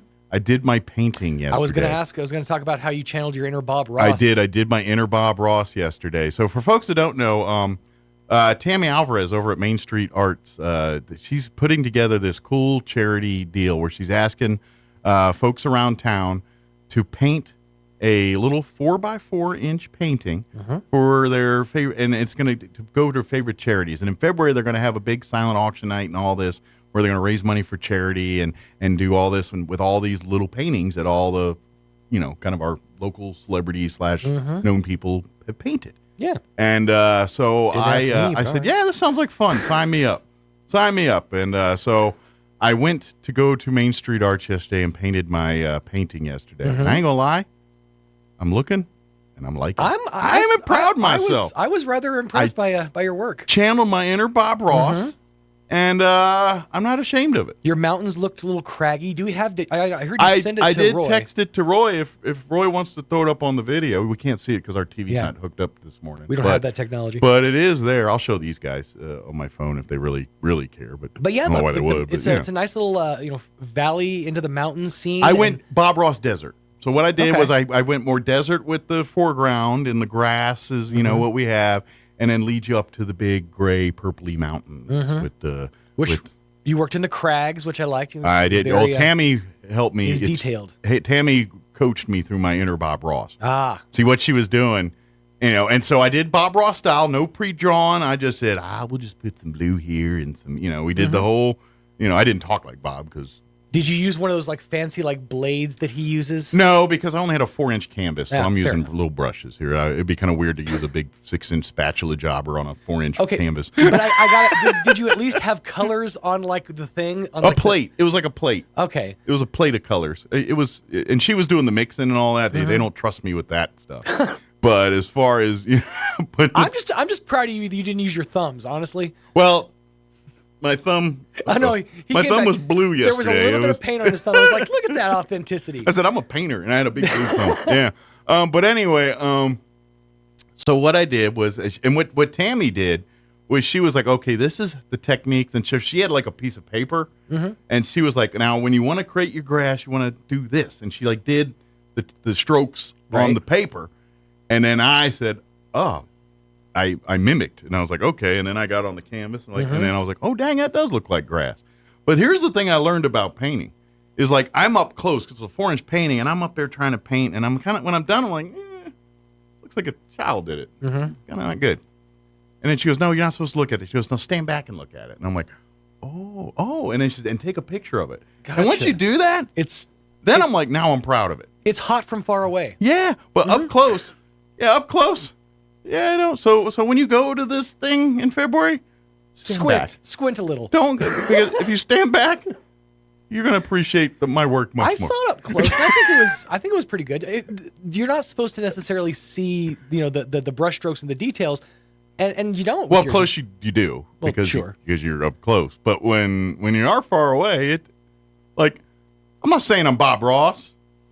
Just saying, I could take a class. Right. I could be like, I could be Bob Ross's I don't know, brush cleaner guy or something. I don't know. You got the stroke to clean my brushes, boy.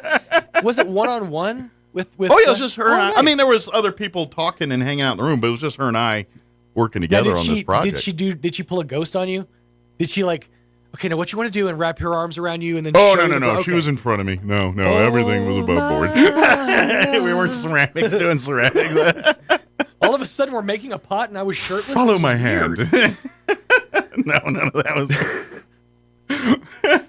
Why are you shirtless walking into the building? Just outside of Main Street Arts, Mike's just smoking. I did that. They said, put your shirt back on. I said, this ain't that kind of session. I was like, all right. Hey, look, is this the part where I take my shirt off? I was like, all right. But okay. But yeah, we had a lot of fun on that one. Oh, is it up? Oh, we don't have our TV screen. We can't see it. So is it up? All right. So if you're watching the video at home, you can see my masterpiece that I did. Back away from the screen. To really stand back from the screen. And you'll look amazing. The chair back. Yeah, if you squint too hard or get too close, and that's other kids' paintings. Did you do that thing where you're like? No, because if I did that, the whole painting would be covered up. I mean, it's tiny. True. It's only 4 inches. It's like as big. Yeah. I mean, it's not big. So it's not like I had a whole. When they auction these off, are they going to auction them as like a collage or like each individual painting? I don't know.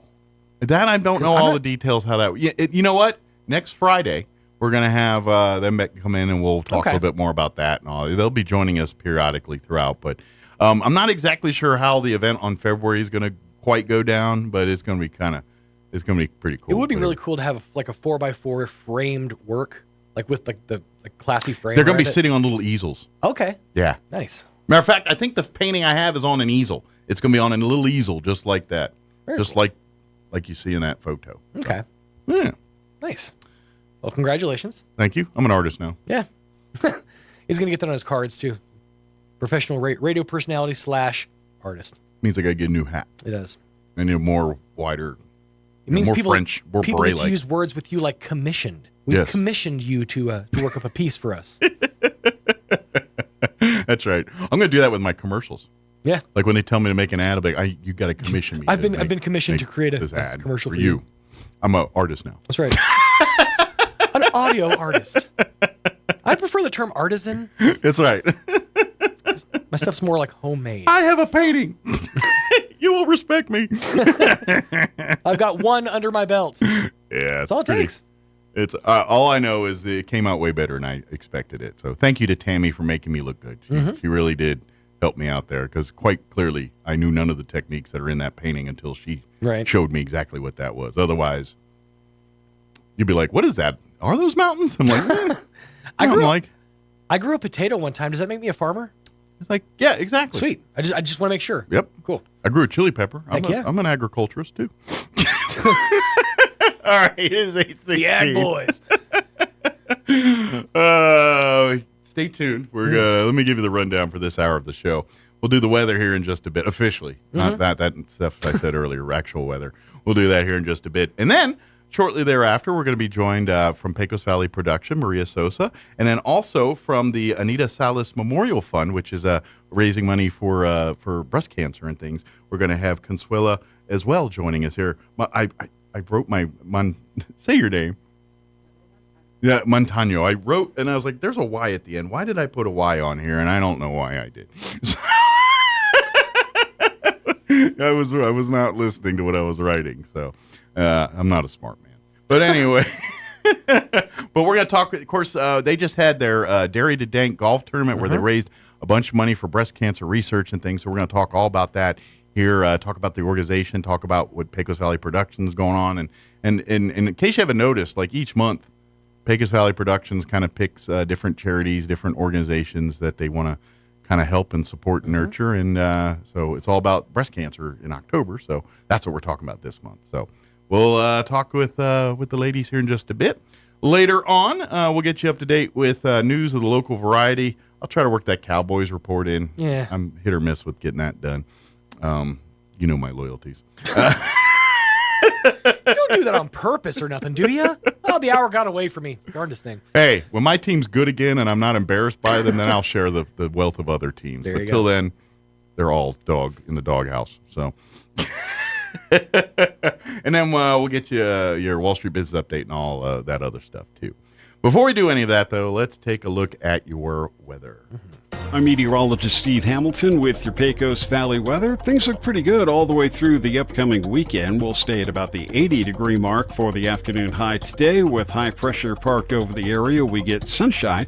Overnight will be clear, lows near 50, and then we're looking at upper 70s for the high on Friday. It should be sunny.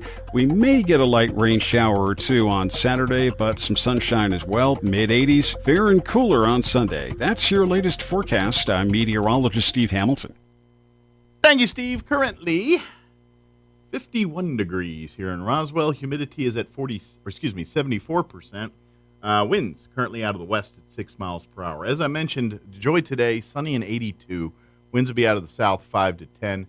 Tonight, clear. Overnight low of 49 degrees. South winds 5 to 10 miles per hour. Friday, 78 for a high tomorrow under sunny skies. Winds will be out of the north 5 to 10 miles per hour. Tomorrow night, mostly clear during the early evening. Then you'll start seeing the clouds roll in later Friday evening. Expect an overnight low of 57 with southeast winds at around 10 miles per hour. Then looking at your weekend, like I said, this is where the change happens. On Saturday, during the day, nice. Mostly sunny, a high of 82. Winds will start getting breezy, though. Out of the south, 5 to 15 early. You're going to see wind gusts as high as 30 miles per hour later on Saturday afternoon. Saturday night, mostly clear, overnight low of 42. Sunday, this is where I said the temperature drops. 20% chance for afternoon showers on Sunday, but only partly cloudy skies with a high of only 48. And then Sunday night, overnight low of 33 under mostly cloudy skies. Friday, we're looking at a 20% chance of rain early, otherwise partly cloudy. 47 for a high on Monday. 32 for an overnight low Monday night. And then 54 for a high on Tuesday, 59 for a high on Wednesday. So falling in really on Sunday here. All right, it is 8:20. We're going to take a quick 2-minute break, and then we will talk with the folks from Pecos Valley Production here and the Anita Salas Memorial Fund. Don't go away. You're listening to Mornings with Mike Winters.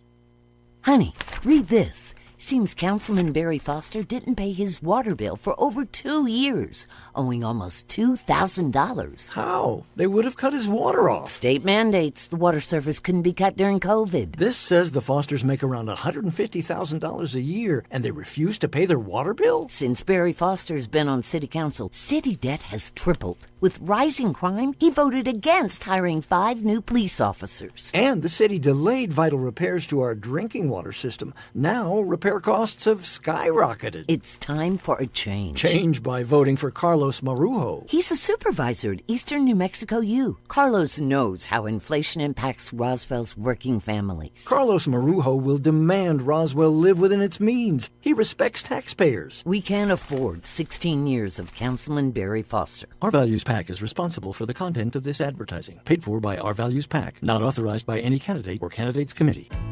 October is National Cooperative Month, and as a Central Valley Electric Cooperative member, you are much more than just a customer. You're a co-op owner. At CVE, we are here to power your life so you can do all the things you need to grow. We are better when we grow together. It's National Co-op Month, and CVE wants to thank our members for being the heart of the co-op. Thank you for being a co-op owner and a customer of Central Valley Electric Cooperative. This October, Artesia General Hospital is here to help you take charge of your breast health. About 1 in 8 women in the U.S. will develop breast cancer. Understanding your family history and getting screened can help lower your risk and lead to early detection. They're pleased to offer advanced 3D mammography, providing increased early detection, more accurate results, and enhanced comfort. Don't wait. Request your mammogram today. Women over 40 don't need a physician's referral to schedule their annual screening. Visit artesiageneral.com/mammogram. It's possible to turn peanut butter into diamonds. Peter Pan tried it with his buddy Skippy, but they couldn't do it in a jiff. Here's Mike Winters. And good morning. It is 22 minutes after 8 o'clock, and joining us in studio this morning, now officially joining us in studio, of course, Maria Sosa joining us here from Pecos Valley Productions, and also Consuela Montano. Because I wrote it down wrong here, so I keep wanting to say it wrong, with the Anita Salas Memorial Fund. Ladies, good morning. How are you doing today? Good morning. Good. Let's get you just a little closer to that microphone so they can hear Good morning. you there. Good deal. Well, if folks, if you missed it, was it last weekend or weekend before? I can't remember. It was a week or two ago. The Pecos Valley Productions hosted their first annual golf tournament, the Dairy to Dank Golf Tournament, and this first year, you guys were all about Breast Cancer Awareness Month here and supporting the Anita Salas Memorial Fund. So that was kind of the there you go. Thank you. She wrote it down. I need cheat sheets. But, and so you guys really said, hey, this is something we want to get behind. And so this whole golf tournament, and it sounds like y'all raised a bunch of money and had a good outing here a couple weeks ago. Right. So October 14th, we had our first annual Dairy to Dank golf tournament. Yeah, so about 2 weeks ago almost. Yes, yeah. And it was successful. We raised some money. We don't have a final count because we're doing a fundraiser throughout retail. So it's still ongoing yes. through the month here. So. Yes, so we're still raising money, so there's still time to So you can come visit in. any Pecos Valley production in the state of New Mexico and learn more on how you can get involved there. Right. Good deal. Because you guys have locations all over the state, right? Right. We have 23 locations, and we're growing. So we're pretty spread out throughout the state of New Mexico. You can visit the website and check out all of the locations. Yep. But you have 2 here in Roswell. Yes. One here downtown and one at the north end by the hospital. Right. Too. Yeah, so you can visit one of those and ask. Or if you're saying, hey, I just want to come by and make a donation to the Breast Cancer Fund, and you want to come in there with a big suitcase of cash, any one of them will accept that. Absolutely. We'll take it. And we'd be so grateful if you would. Yeah, absolutely. So tell us a little bit about the Cancer Fund. Talk like the kind of the grassroots, how this organization started and kind of where you're at today. So the name of the fund is the Anita Salas Memorial Fund. Miss Anita Salas was a nurse who saw, she was a visionary, and she saw the need to help underserved women and men. Okay. Because we do help men as well, because they do get breast cancer. Men do get breast cancer. It's not quite as frequent, but it is. It does happen. It does happen we're helping more often than you think. Yeah. We're helping one gentleman this year. And so, our mission is to assist underserved women and men in the treatment of breast or cervical cancer. The fund pays for breast cancer treatment, cervical cancer treatment, medications. We help people pay medical bills. Okay. So it helps with the direct medical costs that the family is incurring when they're trying to go through the treatment things. That's like correct. That. Okay. Yeah. Good deal, which is awesome because for folks that, and a lot of us have, unfortunately, whenever you're dealing with a family member with cancer, and unfortunately the cancer, no matter what type of cancer, it's touched almost every life in some way, shape, or form. We all know that that's a rough time when a loved one has been diagnosed with whether it's breast cancer or any form of cancer, really. That there's a long road ahead, and there's enough worries for that family to worry about the health and everything else. The last things you want to worry about in that moment is who's going to pay for this, or do I have enough money to pay my car payment now? Things like that. So to have an organization to say, look, let us help you there so you and your family can focus on getting your loved one back to health here. That is such a stress relief for these families. And you don't, and I think people know, when your body's stressed, your body doesn't do as well. And it doesn't matter. Like if you're stressed out, your body doesn't react, health-wise and stuff. It does things to you. So there's already enough stress there for the cancer patient. Let's ease some of that so they can really focus on getting better. And this allows that avenue to happen for people. So for everyone that whacked a golf ball around the golf course and had a good time and maybe won some prizes or did well or not so well, you helped make people's lives better by doing that. So thank you for coming out and golfing. It's a cool thing. So absolutely, thank you. That's what it's all about at the end of the day. So that being said, how can people continue to help out? Like I said, you can drop donations off to Pecos Valley Production, certainly through the month of October, but I think pretty much any time you walk in there and said, hey, I heard him on the radio, even if it's like next month, and say, can you just give this to the Anita Salas for fun? They would be like, yep, we can do that. We can accept money all year long. Yeah. Anytime if you want to use Pecos Valley Production as your conduit to help these other organizations, Pecos Valley Production would love you to do that. So. Please visit our website. It is www.anitasalasmf.org. And obviously, too, if you're a family in need, please reach out. Please, you guys serve all of New Mexico. 100% of the donations that we receive stay in New Mexico, any part of New Mexico. Absolutely. And so you're helping people all across the state. And if you yourself need help, I hope you don't, but if you do, this is a resource for you. Come call. Let all those folks that were out golfing and raising money here. Let them take care of you through this awesome organization here. So how long ago did this start? I missed that part when you were talking about it. So the fund itself started in 1996. Okay, so it's been around for quite a few years. PVP has been helping the Anita Salas Memorial Fund for over 4 years now. So almost since day one. How long has Pecos Valley Productions been around? 6 years. 6 years now. So almost from the beginning there, they've been lining up in support. And that's something, Maria, that the company has from day one. You guys, and I, just from talking with you guys from day one, when this company was started, they kind of said, we want to find different organizations throughout our community, throughout the state, and use our pulpit to help these organizations. And that's really what they've done since day one, since that company's formed, when they switched over to this production here. Right. When I came on in January of 2021, it was a few months in, and ownership asked me, Maria, since you're out traveling, because my position was out traveling doing internal auditing, and he asked me, can you tell me what's going on out there? Why aren't we doing any good with donations for these fundraisers? And I said, yeah, I'll check on that. Yeah, deal. And so here we are, and we've been pretty successful with a lot of these fundraisers as the company has grown. It's been one of the cornerstones of the company where ownership and the family decided this is what we want to focus on. Yeah. And that's why I have the position I do, because they are just so, big-hearted and want to make sure that we reach out to our community's needs. And that's why we're here today, is we want to make sure that we can raise money and use this platform for a good cause. Absolutely. It's a great thing to see. And I love that. I love that. I wish more businesses kind of took that model where you said, we're going to make our money. We're going to do well here, but let's invest our business into the roots of the community and be involved in these things at the events, these community.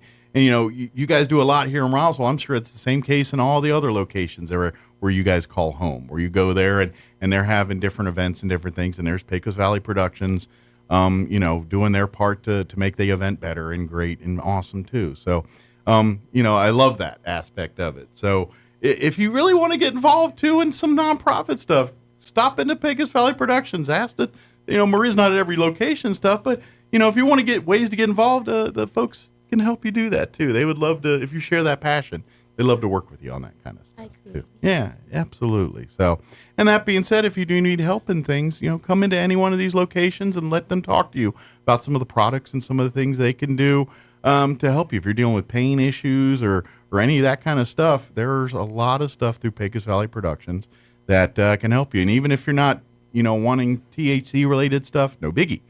I'm telling you, there's a lot of wonders in the science of this stuff that they're finding where they can take the strains and separate this from that and almost, to a point delineate exactly what you're trying to. It's like, okay, I'm dealing with cancer. I'm trying to get something for nausea and that stuff. Okay, we got types that will help this way.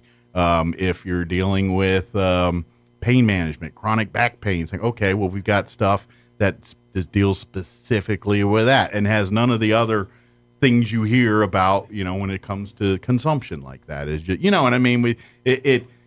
There's so many stigmas and things, not stigmas and things like that's a whole nother deal. Stigmas and things like that about this that it's so easy to get misinformed. And so if you are dealing with pain or some of these issues, come talk, see what they can do for you. Let this, what worst thing that could happen is you just deal with the pain and grin and bear it. I mean, at best, might have solved your issue here. So come talk. Yeah, whatever you're curious about, we can definitely answer those questions. We have an education department. Anything that you're interested in, we'll get you the information. Yeah, they have doctors that come in, a couple times quarterly, monthly, depending on the locations and things that you can visit and talk with if you have health questions or things like that. I'm always knocking stuff over.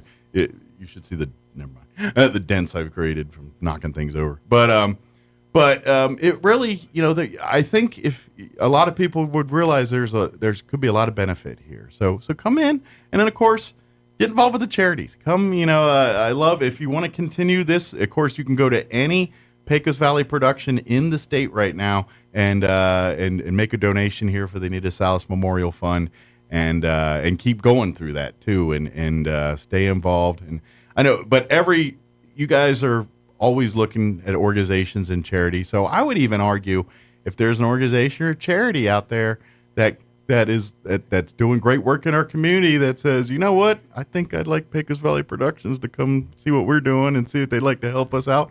I'm sure Maria would like to talk to you.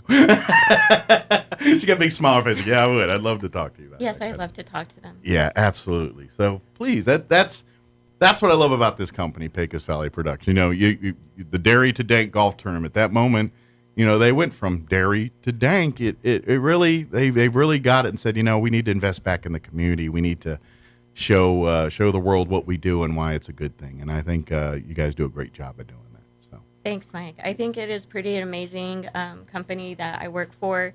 We have 23 plus locations. Roswell is where it all began. We have our grow facility, and all of the locations is like a home for us. Absolutely. We all have, the communities, every store location, every employee that works for us, they're all amazing. So it's really good. And I think that when we put on these fundraisers and we do these events, they get so excited and participate, and it's really amazing to see the team come together. It's good work being done and good things are happening. Yes. It's all really a good thing. And to be honest, if you'd like to, they can make arrangements for tours and things. If you're one of the folks that would like, I want to see more of what's going on here, talk to them. We can make those kind of arrangements. I've happened to done a tour myself, and Maria helped guide it, by the way. But and I will tell you this: I've never been to a farm that felt like a science lab as much. You know what I mean? Like it's equal parts farm versus like medical science lab. It's really it's like two locations that don't seem to go together, but do, because they're like, you think farm, you're like, all right, sawdust on the floor, cows in the barn, and you think that's farming, and it's a little of that. And a whole lot of, the science-y stuff. So it's high-tech automation. Yeah, it's, don't get me wrong. There's still people putting hands in dirt and growing things, but there's a lot of science to it and a lot of, you're just as likely to wear a lab coat as you are wearing overalls at that place. You know what I mean? It's really cool. It's really neat to see the technology and understand some of the work behind it here. So please, I'm glad that you guys support on that too. That being said, as far as if people need help, is that the same resources go through the website to kind of do that stuff, or is there a different avenue for that? Yeah, they can reach out directly to me. My phone number at the office is 505-250-6493, and I can answer any questions that they might have about the fund itself, who it helps. Just ask for Consuelo Montoya. Montano, sorry. You can donate at any time throughout the year. This is ongoing, breast cancer never stops. We have new diagnosis, all the time, every week. It's not a thing of the past. So please reach out anytime. And the key is early detection. When we have those mammograms, they're I think didn't they just lower the age for mammograms again, like with the recommended age to having one done? I feel like I know they did with colonoscopies and stuff to like 45, but I feel like the mammograms too, they're also starting to have you check earlier and earlier. Right. And if you need a free mammogram, you can call a 1-833-525-1811. Gotcha. There's all over the state of New Mexico, and they can help you find a provider. Absolutely. And maybe even get a free mammogram. And the thing is, if they catch it early, it's very treatable. It's very treatable. Like it's almost not even that invasive if they catch it early. Right. But the longer you wait and the more it does its thing, the harder it is to get rid of it. And that's where we talk death and those things. If it goes unattended, and that's why it's so important to have that mammogram. Now, mammogram technology is way better than it used to be. So not saying they don't squeeze hard, but they don't squeeze as hard. And the imagery that they get now is night and day different compared to with these digital imagery and stuff.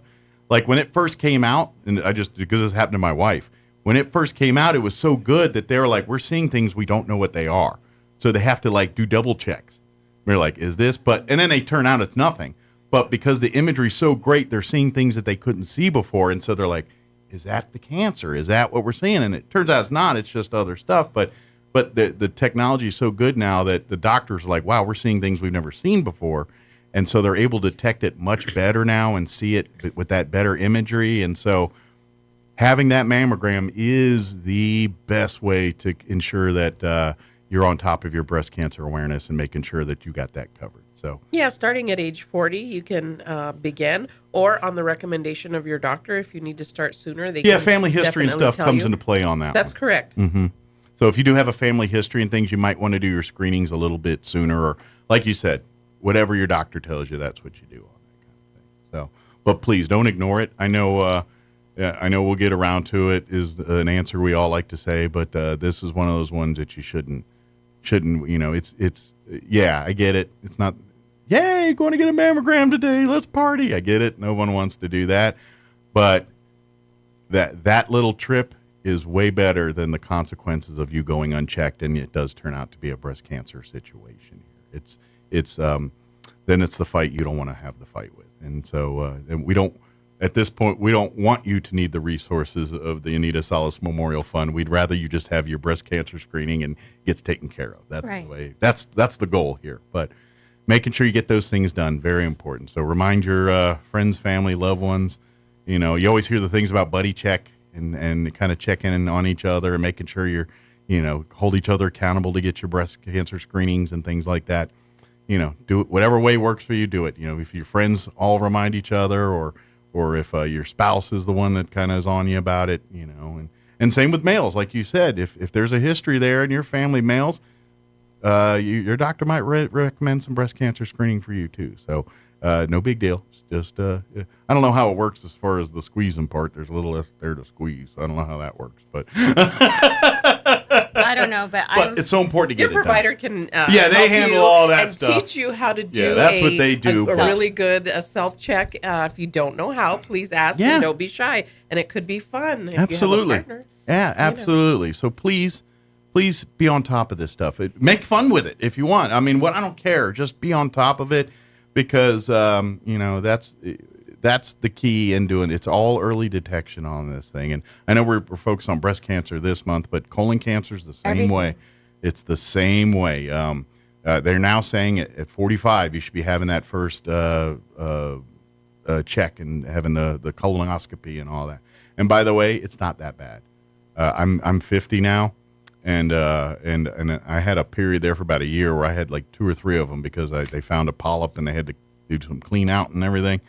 And to be honest, the only part that stinks is the part where you have to fast and clean yourself out. You can lose 5 pounds. Exactly.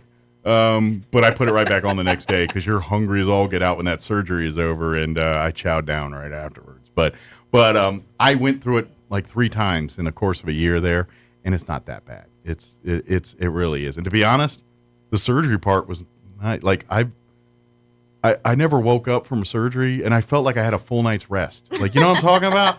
Like, I was a little wobbly when I got out, but I woke up and I was like, I needed that. oh, wow. I feel kind of relaxed. I'm like, I feel pretty good. Let's go eat. I totally think that everyone should go get their overall general health checkup, go see your doctors. Yes. It's about self-care, making sure you take care of yourself, for your loved ones. Just go get those things checked out. It's too easy to avoid this with a simple check or screening. And if money's the issue, doesn't have to be. There's ways to get free mammograms. Reach out here and we'll have, call Pecos Valley Productions if you don't have connections here with Consuelo, and they'll get you there, and we'll find someone to. I always say this too. We have our Chaves County Health Council here in Roswell.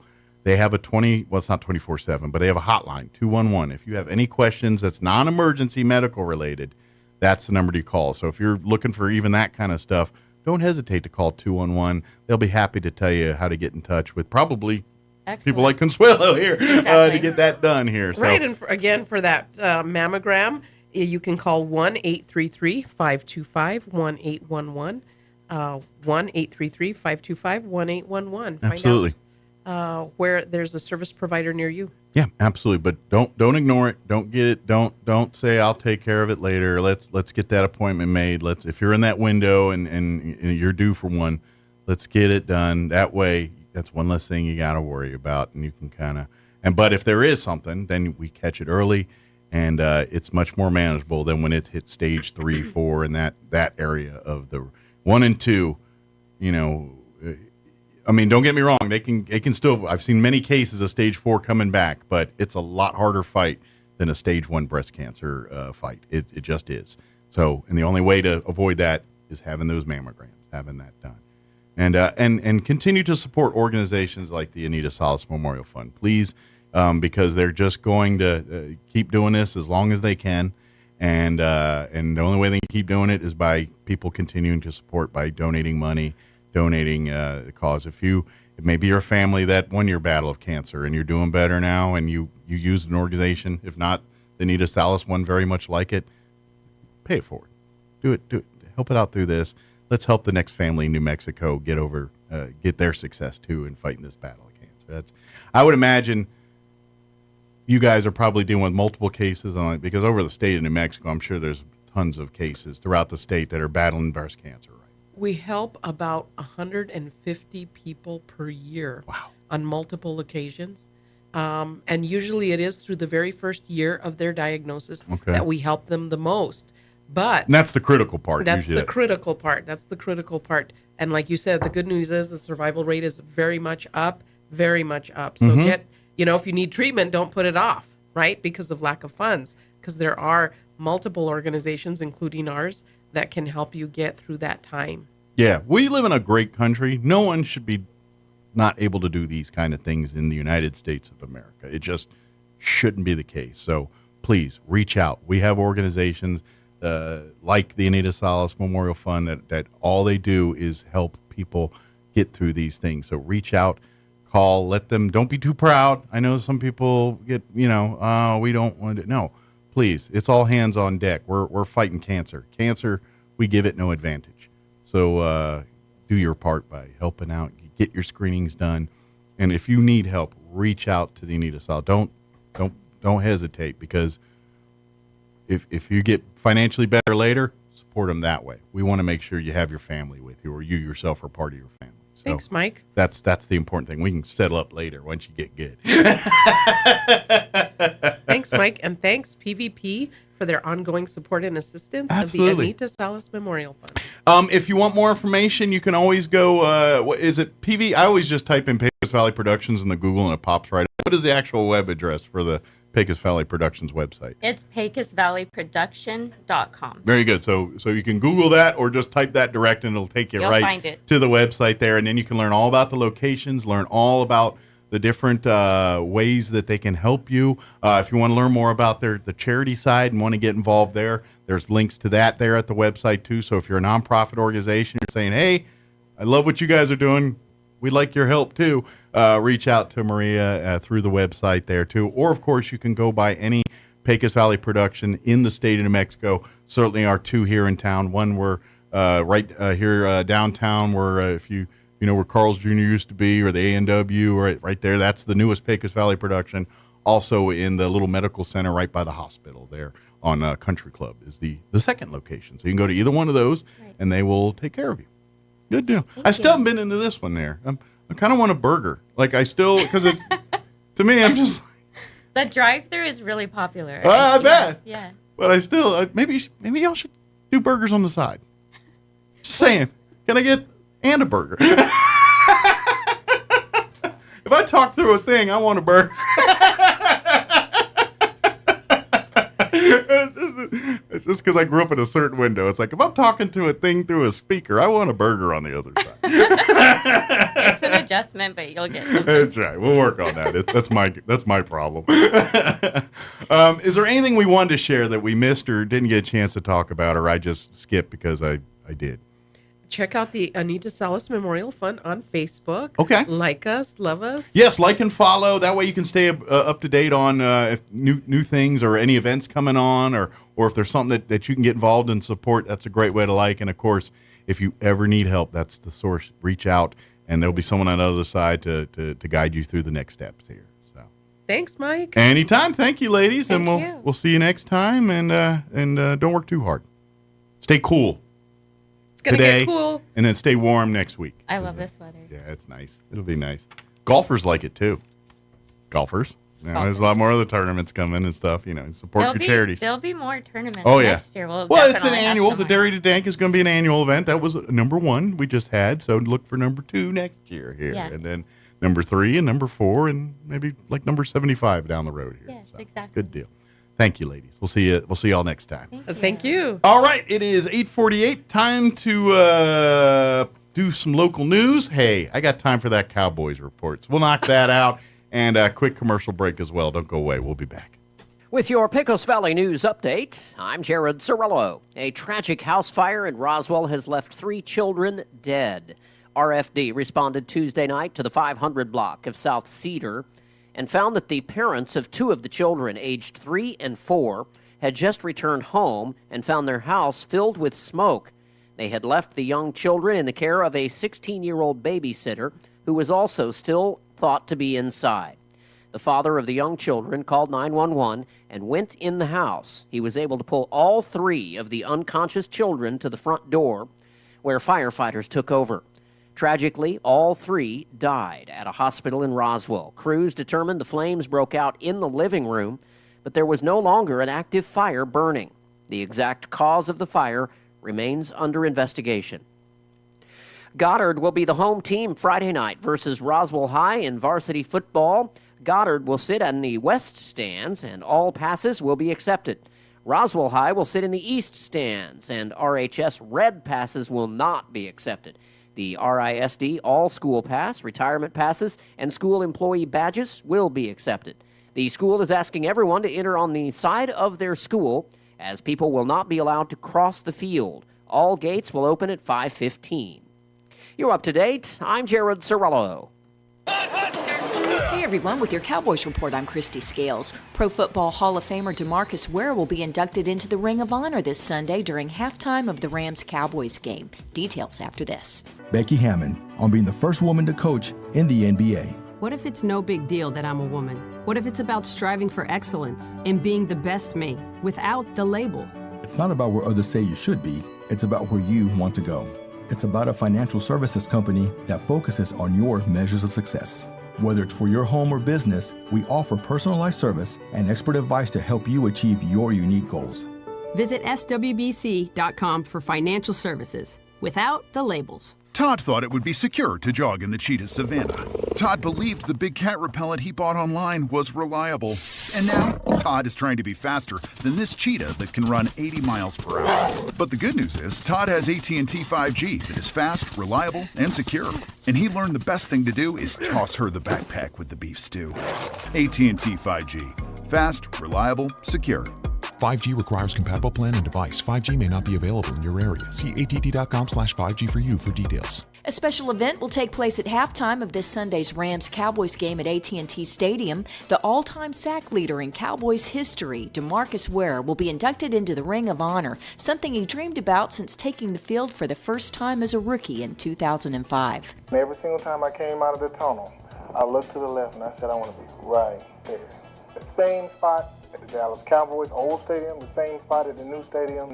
It wasn't about me letting the guys down that were up in the Ring of Honor.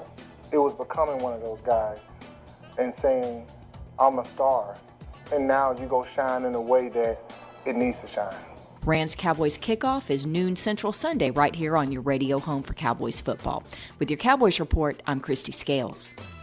I'm meteorologist Steve Hamilton with your Pecos Valley weather. Things look pretty good all the way through the upcoming weekend. We'll stay at about the 80-degree mark for the afternoon high today. With high pressure parked over the area, we get sunshine. Overnight will be clear, lows near 50, and then we're looking at upper 70s for the high on Friday. It should be sunny.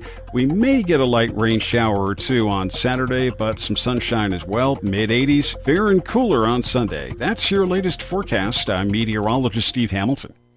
All across America, this is the Lou Dobbs Business Report. I'm Lou Dobbs. Meta stock climbing after earnings. Amazon headlines tech reports. Mixed tech reports sending stocks lower midweek. The worst day on the index since the start of the pandemic. Technology earnings season underway. Meta beat top and bottom line targets. Amazon earnings today. The stock suffered its worst loss in 8 months, down 5% yesterday. Investors looking to the busy holiday shopping season. Amazon reports after the closing bell. The UAW reportedly close to a new contract with Ford. The car makers lost more than $9 billion since the strike started nearly a month and a half ago. General Motors and Honda scrapping their joint EV project, weakening demand and a shift in market conditions forcing the companies to call it off. GM planned to use the next-gen Ultium battery to produce millions of affordable EVs. Apple raised prices for a number of subscriptions this week. Apple TV Plus jumped $3. Apple One Premier up $5. The moves come a week before Apple's earnings. Meanwhile, Apple announcing several new versions of AirPods will be released next year. Business news you need to know. Keep listening for more. This is the Lou Dobbs Business Report.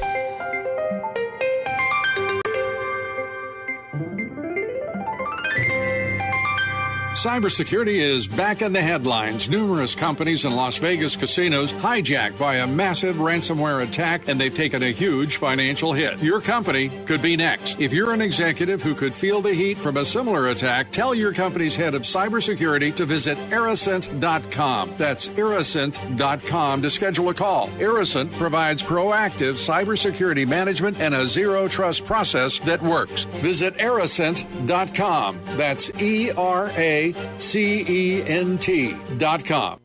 Check out some of the ghoulish deals you'll find this week at your local Farmers Country Market. Assorted Hungry Man dinners are 2 for $6, and assorted 10 packs of Kool-Aid Jammers are 2 for $5. In produce, U.S. #1 sweet potatoes are 2 pounds for $1, and fresh green asparagus is $2.79 a pound. In the meat department, Boston butt pork roast is $1.79 a pound, and 10-pound bags of fryer leg quarters are 39 cents a pound. These are just some of the ghoulish deals you'll find this week at your local Farmers Country Market. I was at a preacher's retreat recently, and one of the ministers gave this little piece of wisdom. Don't lean on a shovel, pray for a hole. A companion Bible verse to that would be James 1 verse 22. Be doers of the word and not hearers only, deceiving yourselves. God calls us to pray to him, however, he also calls us to action. There's a popular Christian song by Matthew West titled Do Something.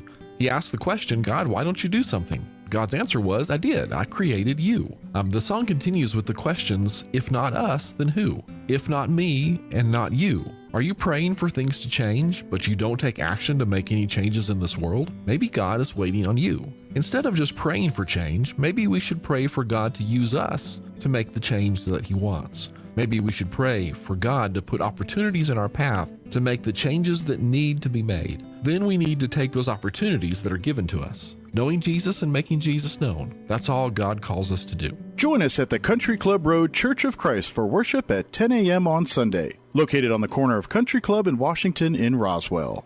Your locally owned and operated Big O Tires has the best deals on tires, brakes, oil changes, and more. Now through October 29th, get $70 to $100 instant savings on 4 select in-stock Pirelli, Goodyear, and Cooper tires. Plus, synthetic blend oil changes for just $24.95 and full synthetic oil changes for just $44.95. These savings won't last. Make an appointment online or head into Big O Tires today. Big O Tires, the team you trust. Join Foxwell Galbraith in Roswell Saturday, October 28th from 1 to 3 p.m. for the annual Halloween Trunk or Treat in the parking lot of Foxwell Galbraith Home Improvement Center. Enjoy safe trick-or-treating, pumpkin decorating, and spin to win, plus giveaways for the whole family. Best of all, this spooktastic event is absolutely free. The annual Trunk or Treat, Saturday, October 28th from 1 to 3 p.m. The place where the pros go for great service, experience, help, and competitive prizes. Foxwell Galbraith Home Improvement Center, Alameda and Main in Downtown Roswell.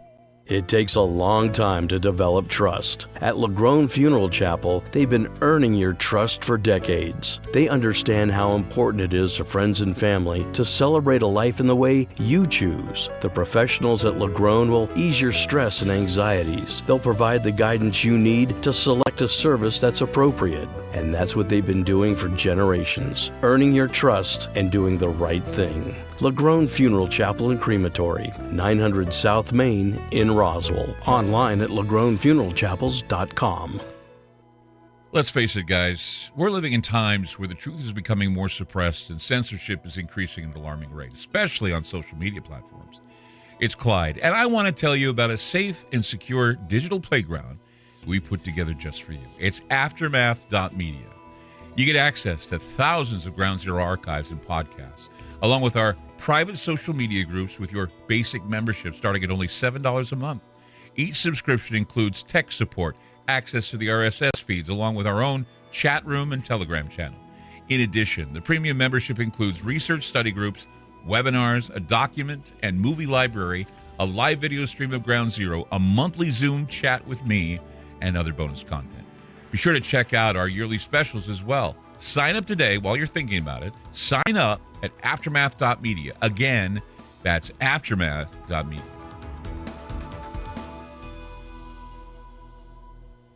Mulan has the highest kill count of any Disney character.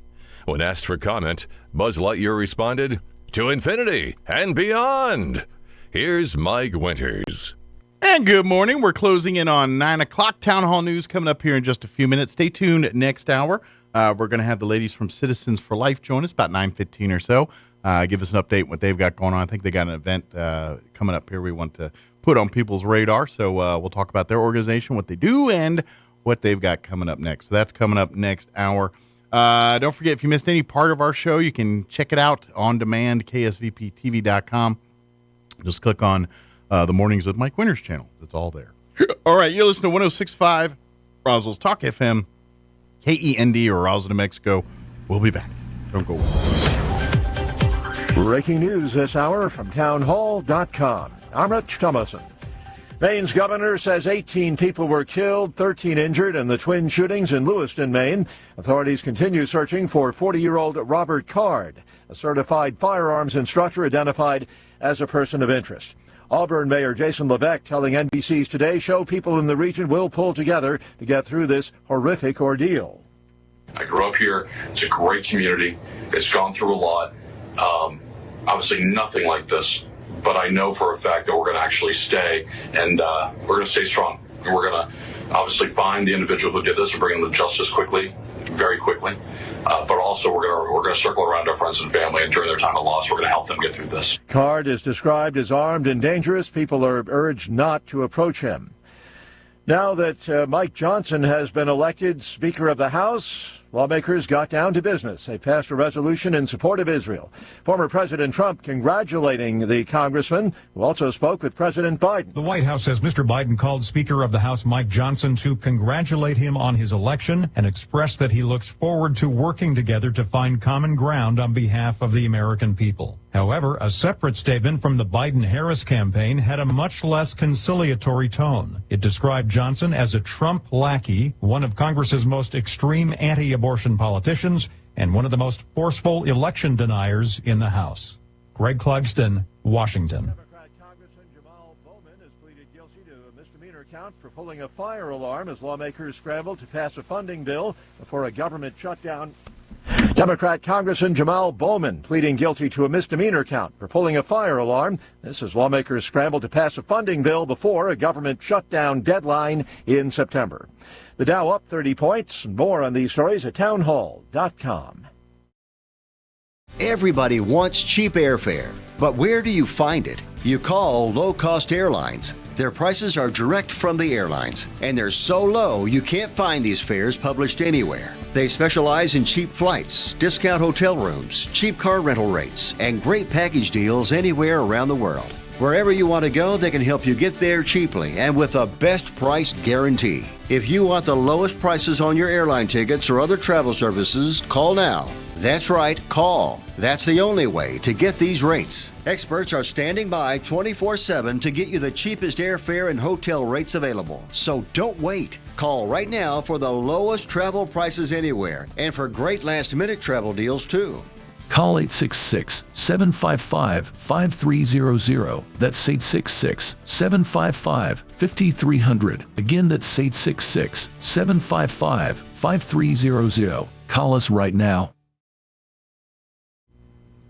North Korea being condemned for allegedly supplying munitions to Russia. In a joint statement, the US, Japan and South Korea said that all three nations will work together to expose Russia's attempts to acquire military equipment from North Korea. The statement comes a few days after Russia's Foreign Minister, Sergei Lavrov, scoffed at recent US claims that Russia has received North Korean weapons. Lavrov said Washington has failed to prove the allegation. The US, South Korea and others believe North Korea is trying to get hold of sophisticated weapons technologies for its nuclear program from Russia in exchange for its weapons supply. I'm Karen Shamas. Communist China's environment minister says his country wants to strengthen cooperation with the U.S. to fight climate change, made the remarks during a visit to Beijing by California Governor Gavin Newsom. Newsom's on a week-long tour of China. His trip as governor, once considered routine, drawing attention following years of heightened tension between the U.S. and China.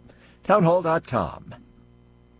Conditions have improved for those who rely on the Colorado River. A three-state plan to reduce water use should keep the river basin on stable footing for several years. The Department of the Interior is throwing its support behind a proposal by Arizona, Colorado, and Nevada. The state's plan would conserve 3 million acre-feet of water through 2026. An acre-foot is enough to supply 2 to 3 U.S. households for a year. The announcement shows how much things have changed since federal officials warned in the summer of 2022 that drastic cuts were needed to stave off a crisis in the river. Keith Peters reporting. California's forests are under siege. Environmental researchers say that repeated fires, combined with severe drought and beetle infestations, are altering the Sierra Nevada, leaving trees charred and the landscape barren and blackened. More on these stories at townhall.com.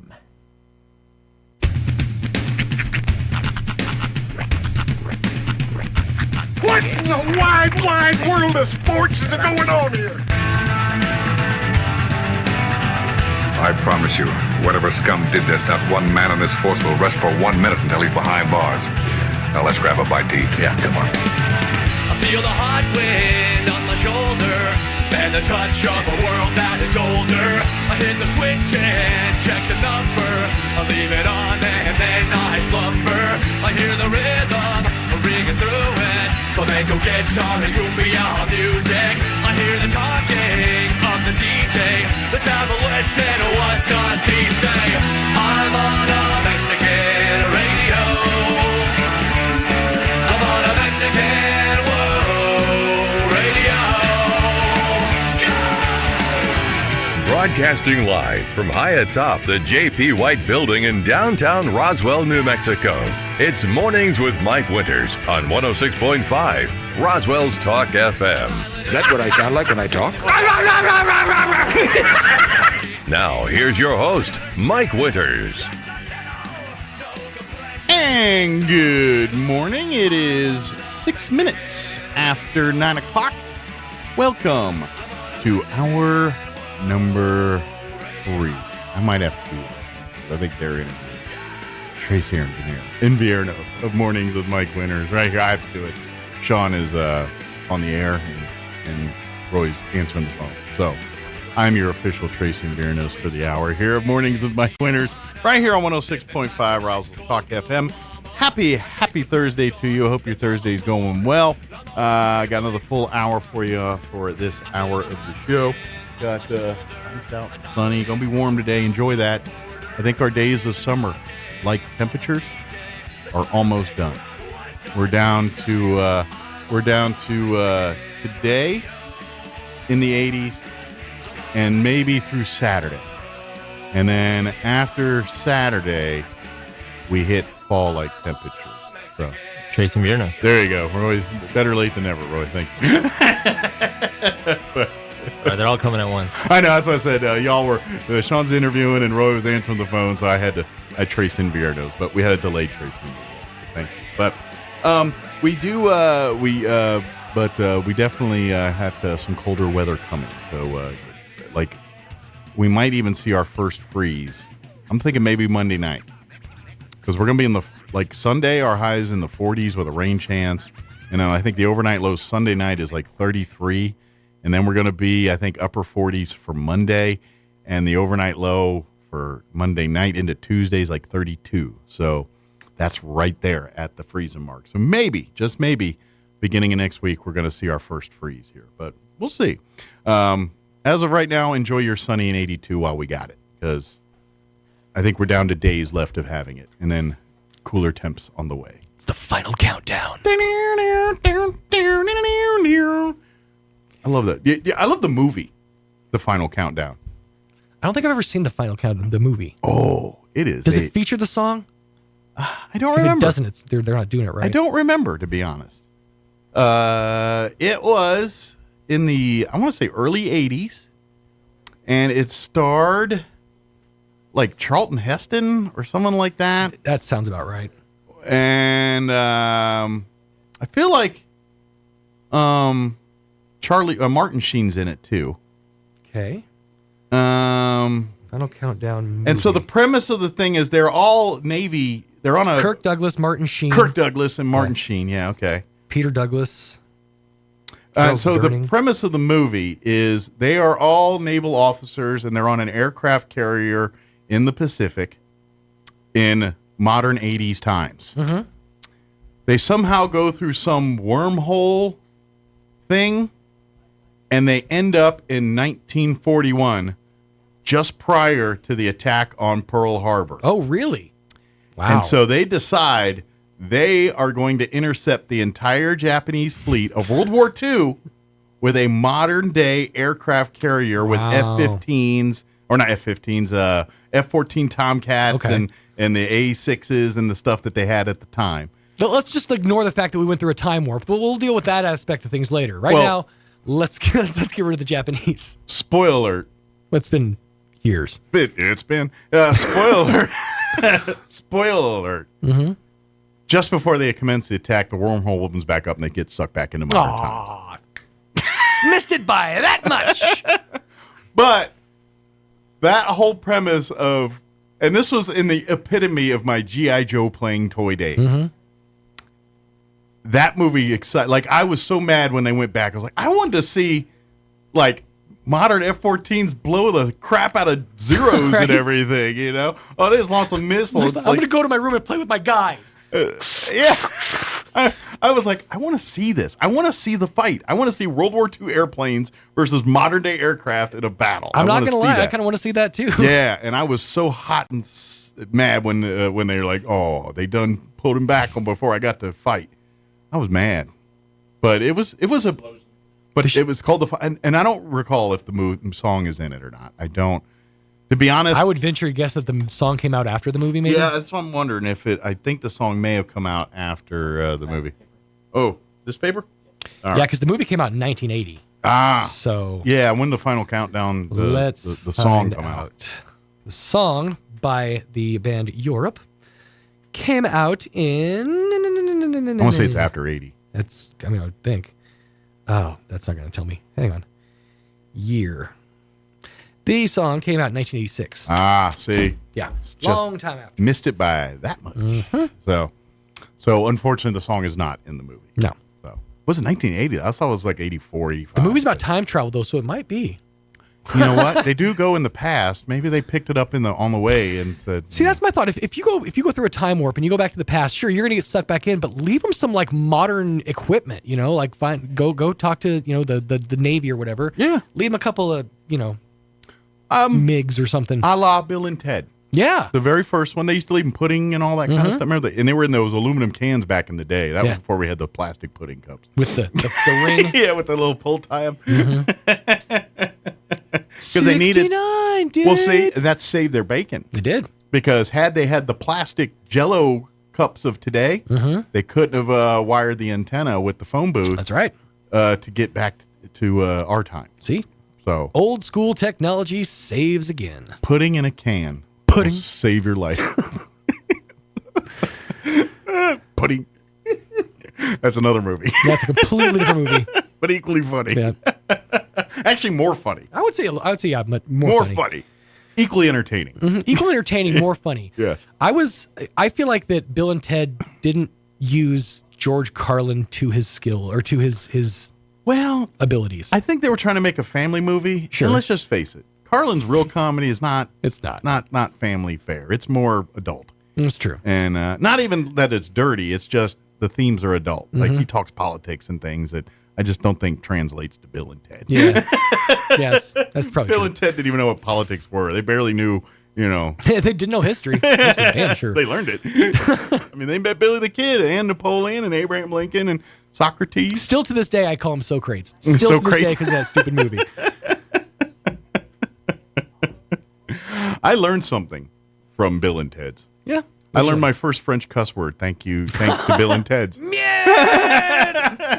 Napoleon taught me my first French. First and actually last, let's be honest. That's the only one I know, to be honest. It was from Bill and Ted. Weirdly enough, Spanish, same word. I think they conjugate it different. Okay. But it's pretty much the same word. It's Latin-based, apparently. So they use the same word for that in Spanish as they do in French. I did not I think know it's that. conjugated different, or the end of it. But the first part's the same. So, anyway. Yeah, because I'm not even going to say it because it's too close. Gabe the Babe's going to run in here and tell us to stop saying it. Exactly. That's a very old reference. That's a pullback. Yeah, you gotta know some history to know that one, like some ancient history to know that one. Let me give you the rundown for this hour of the show. We'll get you up to date with the weather here in just a few minutes. And then we'll be joined by, here in about 9:15 or so, or actually about 5 more minutes. I just saw the time. About 5 more minutes. We're going to be joined from the organization Citizens for Life, Margaret Rodriguez and Tracy De La Rosa. We'll, first off, tell you about they were on the show a while back. But if you missed that, we'll talk and you'll learn about the organization, talk about what they've got going on here. So that's coming up in just a few minutes. Later on in the hour, we'll get you up to date with news of the local variety, along with your Wall Street business update. And I think we'll also try to get the Hannity update in there, too, and whatever else we can come up with for this hour of the show. Before we do any of that, though, let's go ahead and get you up to date on the weather. I'm meteorologist Steve Hamilton with your Pecos Valley weather. Things look pretty good all the way through the upcoming weekend. We'll stay at about the 80-degree mark for the afternoon high today. With high pressure parked over the area, we get sunshine. Overnight will be clear, lows near 50, and then we're looking at upper 70s for the high on Friday. It should be sunny. We may get a light rain shower or two on Saturday, but some sunshine as well. Mid-80s, fair and cooler on Sunday. That's your latest forecast. I'm meteorologist Steve Hamilton. Thank you, Steve. Currently 57 degrees here in Roswell. Humidity is at 67%. Winds are calm at the moment. Sunny for today. Expect a high of 82 degrees. Tonight, skies will be clear with an overnight low of 49. Winds will be out of the south, 5 to 10 miles per hour. For you Friday, sunny and 78. Winds will be out of the north, 5 to 10 miles per hour. Clear Friday night during the early evening, but then the clouds will be building as the night progresses. Expect an overnight low of 57 degrees with southeast winds at around 10 miles per hour. Saturday, that's our impact day, I guess you would call it, or change day. The temps will remain warm, mostly sunny with a high of 82. Winds will be out of the south early, 5 to 15 miles per hour, but you could see wind gusts throughout the day as high as 30 miles per hour. Those winds are bringing in cooler temperatures. For Sunday, we're looking at a 20% chance of showers and thunderstorms, partly cloudy, and 48 for a high. Sunday night, mostly cloudy, overnight low of 33, so just a tick above freezing there. Monday, we are looking at a slight chance of some rain or even snow showers before noon. Otherwise, partly cloudy, 47 for a high. And then Monday night, overnight low of 32. So that could be the night we might see freezing for the first time. And then Tuesday, 54 for a high. Wednesday, 59 for a high there. So, okay, very good. Excellent. Thank you, sir. All right, it is 17 minutes after 9 o'clock. Real quick here before we get you into a commercial break and have our interview here, do want to remind you that your locally owned and operated Big O Tires right here in Roswell has the best deals on tires, brakes, oil changes, and more. Right now through October 29th, you can save $70 to $100 instantly on select sets of Pirelli, Cooper, and Goodyear tires. Plus, they are offering synthetic oil changes for just $24.95 or full synthetic oil changes for only $44.95. And when it comes to service, don't forget Big O Tires can do it all. If you need alignments, brake work, batteries, shocks and struts, AC tune-ups, or fluid flushes, Big O Tires has you covered. They want to keep you safe on the road. That's why they offer a free multi-point inspection with every single service they do. And if you need new tires and things and need financing, they have multiple financing options that can suit any person or any situation. So swing on by your locally owned and operated Big O Tires right here in Roswell, 1305 North Main. You can schedule an appointment at the Big O Tires here on North Main, or you can go online to bigotires.com. All right, it is 9:18. We're going to take a quick commercial break. We'll be back on the other side. Don't go away. Hey neighbors, there's a new source for all your appliance needs in the area. We're Roswell Appliance Outlet. We sell new minor scratch and dent appliances, and we'll help you save 40 to 60% off of MSRP. All come with warranty and personalized service. We also offer parts and service for your existing household appliances. We offer financing and delivery options as well. Don't make that big box store mistake. Come see us at Roswell Appliance Outlet today at 600 South Main in Roswell, or call 575-363-9236. It takes a long time to develop trust. At LaGrone Funeral Chapel, they've been earning your trust for decades. They understand how important it is to friends and family to celebrate a life in the way you choose. The professionals at LaGrone will ease your stress and anxieties. They'll provide the guidance you need to select a service that's appropriate. And that's what they've been doing for generations, earning your trust and doing the right thing. LaGrone Funeral Chapel and Crematory, 900 South Main in Roswell. Online at LaGroneFuneralChapels.com. I was at a preacher's retreat recently, and one of the ministers gave this little piece of wisdom. Don't lean on a shovel, pray for a hole. A companion Bible verse to that would be James 1 verse 22. Be doers of the word and not hearers only, deceiving yourselves. God calls us to pray to him, however, he also calls us to action. There's a popular Christian song by Matthew West titled Do Something. He asked the question, God, why don't you do something? God's answer was, I did. I created you. The song continues with the questions, if not us, then who? If not me and not you? Are you praying for things to change, but you don't take action to make any changes in this world? Maybe God is waiting on you. Instead of just praying for change, maybe we should pray for God to use us to make the change that he wants. Maybe we should pray for God to put opportunities in our path to make the changes that need to be made. Then we need to take those opportunities that are given to us. Knowing Jesus and making Jesus known, that's all God calls us to do. Join us at the Country Club Road Church of Christ for worship at 10 a.m. on Sunday, located on the corner of Country Club and Washington in Roswell. Under Barry Foster in the last 7 years, city debt has climbed 300%. Instead of hiring 5 additional police officers, Barry Foster supported the $35 million public safety complex that 80% of voters rejected. And Barry Foster voted to spend $8 million for a Taj Mahal council chamber at the Civic Center instead of repairing our drinking water system. Now city water rates may be forced to increase by 25%. There's a better way. Carlos Marujo. Endorsed by Sheriff Mike Harrington, Carlos Marujo strongly supports law enforcement and public safety. Carlos Marujo will take a back-to-basics approach to city services and spending. A committed family man, Carlos Marujo understands that government must live within its means. And Barry Foster blames not paying his water bill for 2 years on his wife. Roswell doesn't deserve 4 more years of Barry Foster. Carlos Marujo, he's the change we need on our city council. Our Values PAC is responsible for the content of this advertising, paid for by Our Values PAC, not authorized by any candidate or candidate's committee. Your fingernails grow faster on your dominant hand. Not sure which is your dominant hand? Just wait. You'll nail it. Here's Mike Winters. And good morning. It is 22 minutes after 9 o'clock, and joining us in studio this morning, I have 3 different organizations, not just one. I was saying one, but we actually have 3 here. Margaret Rodriguez with Citizens for Life joining us this morning. Also, Tracy De La Rosa with Change Course New Mexico. And please, if I butcher this, I am so sorry. Tanisha Anaya? Yeah. With Pregnancy Resource Center. Yes. Good morning, ladies. How is everybody Good doing morning. today? Doing well. Thank Am you. I close, or did I really butcher it? You're close. Good. Close is good. I'll take Yeah. close, because that's usually better than I do normally here. So now, first off, before we talk about the Life Chain event, let's just kind of give each of you a second to talk a little bit about your organizations and how it got started and what the purpose is here. So, Margaret, would you like to kick things off first here? All right. All right. I came to Roswell in 1974. Okay. And I had been very involved in Lincoln, Nebraska. Okay. Because in 72, that was when Roe versus Wade.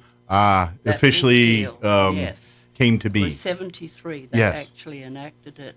But in 70. Yeah, they want to get you a little closer there. Oh, So you're kind of okay. quiet, so they gotta put them out. You gotta eat. Thank you. But in 72, I had 4 little children. My husband was at university in Lincoln, Nebraska, and I hit the streets of Lincoln, Nebraska with my little kids in tow. I could not believe that they were going to make abortion legal through all 9 months of pregnancy. People don't realize that. They've managed to hide that. Right. So when we moved to Roswell, I got involved with some other ladies, and we decided we would start a pro-life ministry here. Okay. Because, of course, we did have legalized abortion. Sure. And you have to, and really, the role came to educating the public at that point, I'm guessing. It's like, look, before you dive into what is now a legal thing, you need to know what's really going on here. And you know, it's one of those things, people make decisions based on, you know, the information they Often, have yes, here. they don't have the facts. And if you don't have all the information, you can't make a good decision on that. And so and we that's started it sounds like our that's ministry. what you did. Yes, we got it started in June the 13th, actually. Okay. We started 1976. Okay. And Centennial year. That's right. And it's been growing. We've had our ups and downs, of course. We have an active group. In the early days, we were all much younger. Now we're all old, and we're blessed when we have young people coming on board. The next generations are picking up the mantle here and we're going so on with thrilled. It's given a real boost Good. to our ministry. We're Citizens for Life. Sure. And we were instrumental, I'm proud to say, in getting groups started in different towns in New Mexico. Sure. Alamogordo, Carlsbad, Portales, Hobbs. We went and gave presentations, and so that's a feather in our cap. Good deal. Well, and then that's so important in a world, especially even more so now today, because even back in the 70s here, information didn't travel as fast as it does here in 2023. So and that's good and bad, because good information doesn't travel fast, but neither does misinformation. Right. Yes. And the world we live in today, it's rampant. And quite frankly, and especially if you're younger, where you may not know or trust what resources you can rely on versus solid resources versus what's propaganda or just somebody's other opinion about something that they don't have they have as much knowledge as you do about it. I still substitute, would you believe, in the high schools, and I realize that our students today, good kids, have been duped with all this wrong information, which they get, and they're victims of our culture. Absolutely, They because truly there's are. consequences for They're these victims things, of our and culture. even if you don't see it that moment, at some point in your life, it will catch up with you, and it will. And that's the part we're trying to warn folks about and tell you. It's like, look, a decision like this that you make today will impact you the rest of your life. Don't let anybody else tell you different about that. There is consequences for every decision.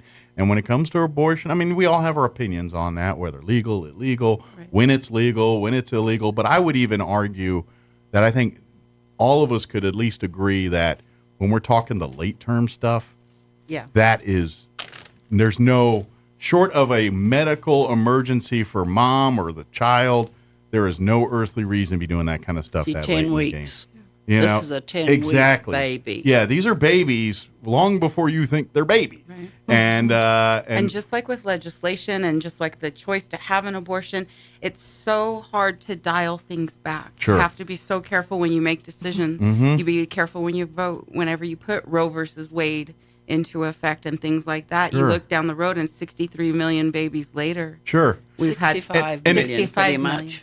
And it Yes. to be honest, it shouldn't be an issue where it's an either us or like, because you know, it's one of those issues where people decide what side you're on this. Right. And it shouldn't be that way per se. This is a life thing, and really not a religious thing. Yeah, it's it's really it's human life. humanity. And here's the deal: whether you believe one way or another, when you think it's right or not right or whatever, the thing that you don't understand is the steps in between. This isn't just great. Like this isn't like going to get your oil changed at Jiffy Lube. It's a whole different. And unfortunately, we live in a society where they kind of turned it into a glorified in and out, knock it out on your lunch hour in between you picking up McDonald's food. You know what I mean? They make it sound like that. Topping the list. Yeah, and they're making it sound like that. And it's like, no. This is way bigger than that. And you need to be the really. sad thing now is the abortion pill. That has 5 times the bad reaction of a surgical abortion. Sure. I could 1 imagine. in 5 who take that pill have terrible. There's Well, parts of and the baby left in them often. And unfortunately, people think that's like birth control method. But it's Like not. that's you know what I mean? Like the information's out there. They think it's like taking a birth control pill. And they can And it's take not. the pill up to 10 weeks, up to this. Yeah, that's the part. At any age down. Look, in and New that's the Mexico. thing. We want to give the people the information. Like, if you Right. still have those opinions afterwards, so be it. But you at least need to know the facts. Absolutely. You need to know it is not this glamorous thing that one side It's portrays not it to. empowering. It's I've never not- met yeah. one woman. I was out at the fair and we had a booth this year, and I remember the second day I was walking up 4:00 and there was a lady standing in our booth, and she was probably in her 50s, Mhm. and she was telling me, thank you for what you do. We appreciate you.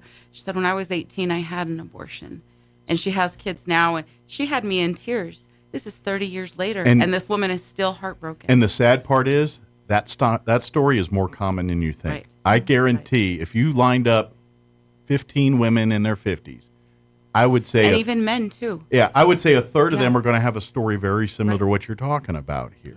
One of my most painful calls on Lifeline Mhm. was from a gentleman from Mescalero, an Indian man.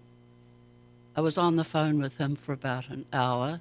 His fiancée, he said, is killing my baby. Wow. And I've got nothing I can. I said, no, And- there's nothing you can do. Sure. But stick with her afterwards. She's going to need Well, your support. and this is my guy perspective, so please take that Yes, in mind. Of course we do. I'm not a big a fan of my body, my choice logic. It takes 2 to tango in this situation. Absolutely.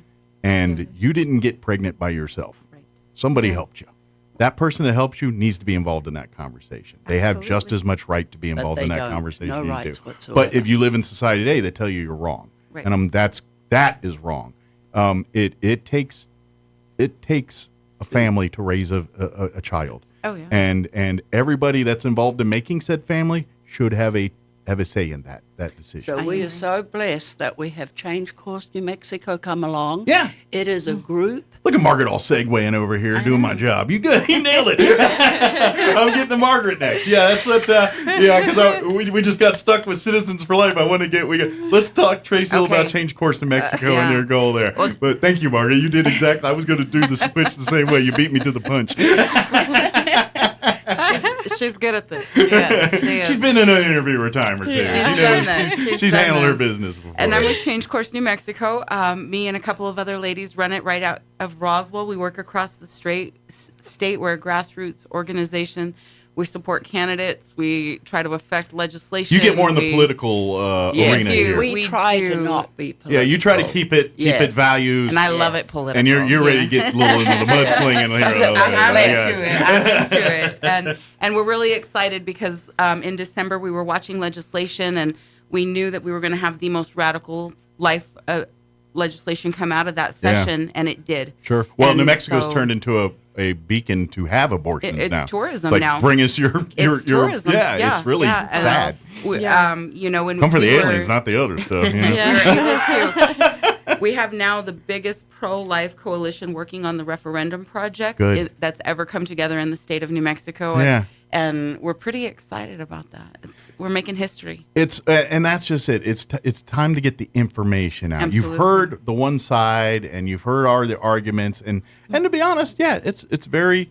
But unfortunately, not all that information is true, is what they're telling you. Both sides make money on it. You know what I mean? Oh, and yeah, that's why you don't get all the To be honest, information. I never thought that they would overturn it back to that. I thought it was too much of a good arguing point for both sides to use, and I was like, well, they'll never get rid of it because that's how they draw more people. I cannot see the other side. Yeah, well, I'm sorry. Yeah, because but from their perspective, it's a dangling carrot. Yeah, but they realize now what they're doing. Yeah, but it's their right. Well, and that's the thing. We need more education to show that side, and we need to show it just as much as they are fighting for the part that's saying and that's my body, my part, choice. Mike. It's the mega media does not want us to do that. Like, they're on the other side. I get you want your choice, and I agree. If when it comes to medical decisions for me and my family, I want to be the person that makes those decisions. However, I also want to know all the information. I don't want a jaded message from one side or another that's trying to steer me to go their way. Give me all the facts and let me determine whether that's something I'm willing to do for me and my family. And unfortunately, we don't live in that place right now.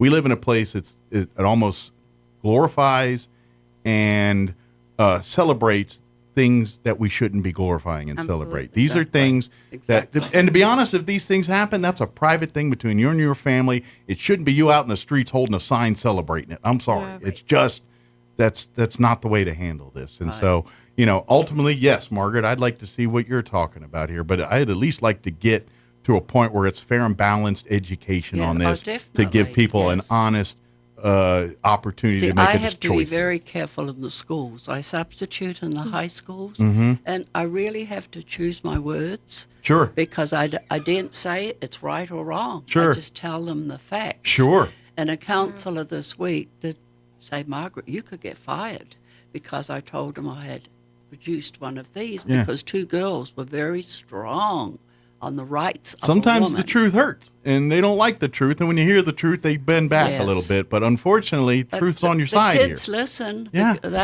Their eyes get wide, open, and they're all intent, even the boys. Look, there's a time and a place to shield know children the from truth. things, and then there's a time when it's time to bring them into the conversation. And unfortunately, society has dictated younger and younger things going on with children and sex and things like that. So we have to have these conversations. Oh, yeah. HB 7 earlier. is now chaptered and signed here in New Mexico, House Bill 7, and it protects reproductive rights for any age. Yeah. So if we're going to tell kids it's okay to have an abortion, let's give them all the facts. Sure, absolutely. It's let them give them the good, bad, the ugly, and then tell me if it's let all them know right, they could be harmed for life. Absolutely. Now, that being said, now it's your turn. To tell us a little bit about the Pregnancy Resource Center. I got a feeling it all ties together here. So, it does, as far as resources here. So, Yes. so basically, I'm guessing you're the person that if you are pregnant and you're looking to help to do all this, you're the ones that come in and help them get those resources and help them guide them through that process. Yes, so we provide a ton of different resources. We do free confidential pregnancy tests. Okay. We do free ultrasounds. We do free prenatal care up to 2 months. Doing all the things that are probably some of the reasons why they may turn to an abortion, because they're scared that they don't have these resources and things. And so I don't know what to do. It's easier just to go do this. Well, we're saying, no, you need to visit an organization like the Pregnancy Resource Center and let them talk to you first before you make those decisions and say, hey, we can guide you through all of this. We can help you bring this life into the world and make and help you give a great foundation for this child. Mike, have you ever visited the Resource Center? Not personally, no. I wish you would. Okay. I'd say it's one of the top ones in New Mexico. Good deal. Oh, it's a I've been beautiful to many. facility. It's Yeah. Right excellent. down south, yeah. So where's the location? Yes, it's for folks? on 2003 South Main Street. All right. So you can come in there and look. And even if you're just wanting to information questions, you want to get come involved. bring some money. Yeah. If you want to support. That's just it. These are all grassroots, nonprofit. Yeah.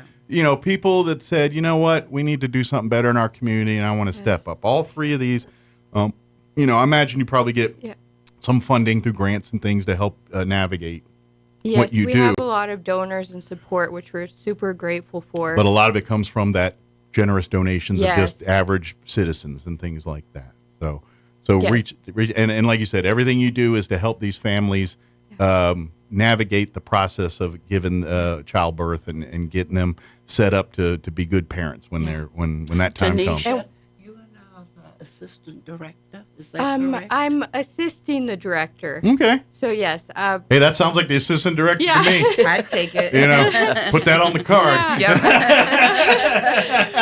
One thing I do want to emphasize is that we do provide post-abortive recovery. So help. maybe if someone did and they said they're having issues or they need some I'm coming from support. the side of experience. I've had an abortion, so I've experienced the devastating effects. So of you- just, how traumatizing. How So can I? And do you mind me asking a personal no, question? Of course not. Going into this, did they try to sell this to you like just what the stuff we're talking about? How was this presented to you? Just gee whiz, your personal. How was that presented to you when that time came that you made that decision? So I was presented with. I took the pill abortion. Okay. And so that just like But you what talked was about, what were people telling you about? Like was there people saying, just do this, get rid of it? Was there people selling this to you like it was not only a good answer, but the answer? It was. I Okay. had friends who they knew people who've had abortions and they're like they're fine. So that was like something that I was. They like, made it okay, sound like, well, all the cool if they're kids are doing okay, it. Then I'm gonna be okay. Yeah, see, that's what I was curious And- about, to see what kind of, because I Yes. bet I just have a hunch that if someone else talked to you about what was going on, you may have had a different Yeah. decision on And the Planned Parenthood, they want these women to think that it's just a pill, because they're really emphasize just that it. it's not a big deal. You're not going to experience severe it. pain. You should not treat and it's adult nothing women. like they're not preparing these women. It's nothing like what they're going to go through that Yeah. night after To in me- their own home. To me, there sounds like they're treating adult women like a 4-year-old and saying, "Oh, don't worry This about is the what's shot. best. Yeah. Going to give you a shot. Here's a lollipop." That's what they sound like they're doing, and that's not fair. Yes. That's not fair to any woman that comes into that. Give them all the details, the good, the bad, the ugly, and then if we're ready to talk, then And I think that's why some of our biggest pro-life fighters are women that have recovered from abortion and that want to prevent. and that this. should be a message to all those out there that are I'm not even saying pro-life, but like all terms, the extreme side of this. We want Talk these, to enough women like we yourself. want these women to make informed decisions because they need to know what's going to happen after. They need to know what they're going to Absolutely. face, and that it's not just a pill. It's not just a procedure. Well- like there's going to be some serious consequences after. And even if, say, nothing medically is wrong with you afterwards, everything went good medically, the emotional, the Yes. health, the mental health side of this is going to take its toll. I don't care if you're a human being. At some point, when you're going to bed at night and the sleep, that's when the demons kick in and the regrets and the things happen. And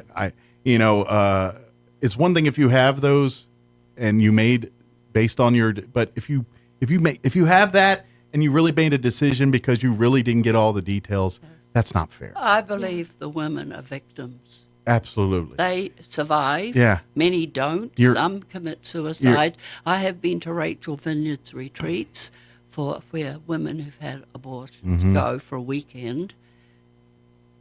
That's so difficult. Absolutely. It's taken me a week sometimes to recover just from listening to their stories, how they have lost all respect for themselves. They get involved in dangerous things like and the drinking, part that hurts the most is it could have been avoided. You know what I mean? I think like all of it's sad, but the part that makes you really sad is, dang, if someone just talked to this person before this any could woman have been a walking different into a outcome. clinic, to a doctor's office emergency and saying she wants an abortion, it should be treated like an emergency. Absolutely. Because that's what it is. She's at the end of her rope and willing to take this big step.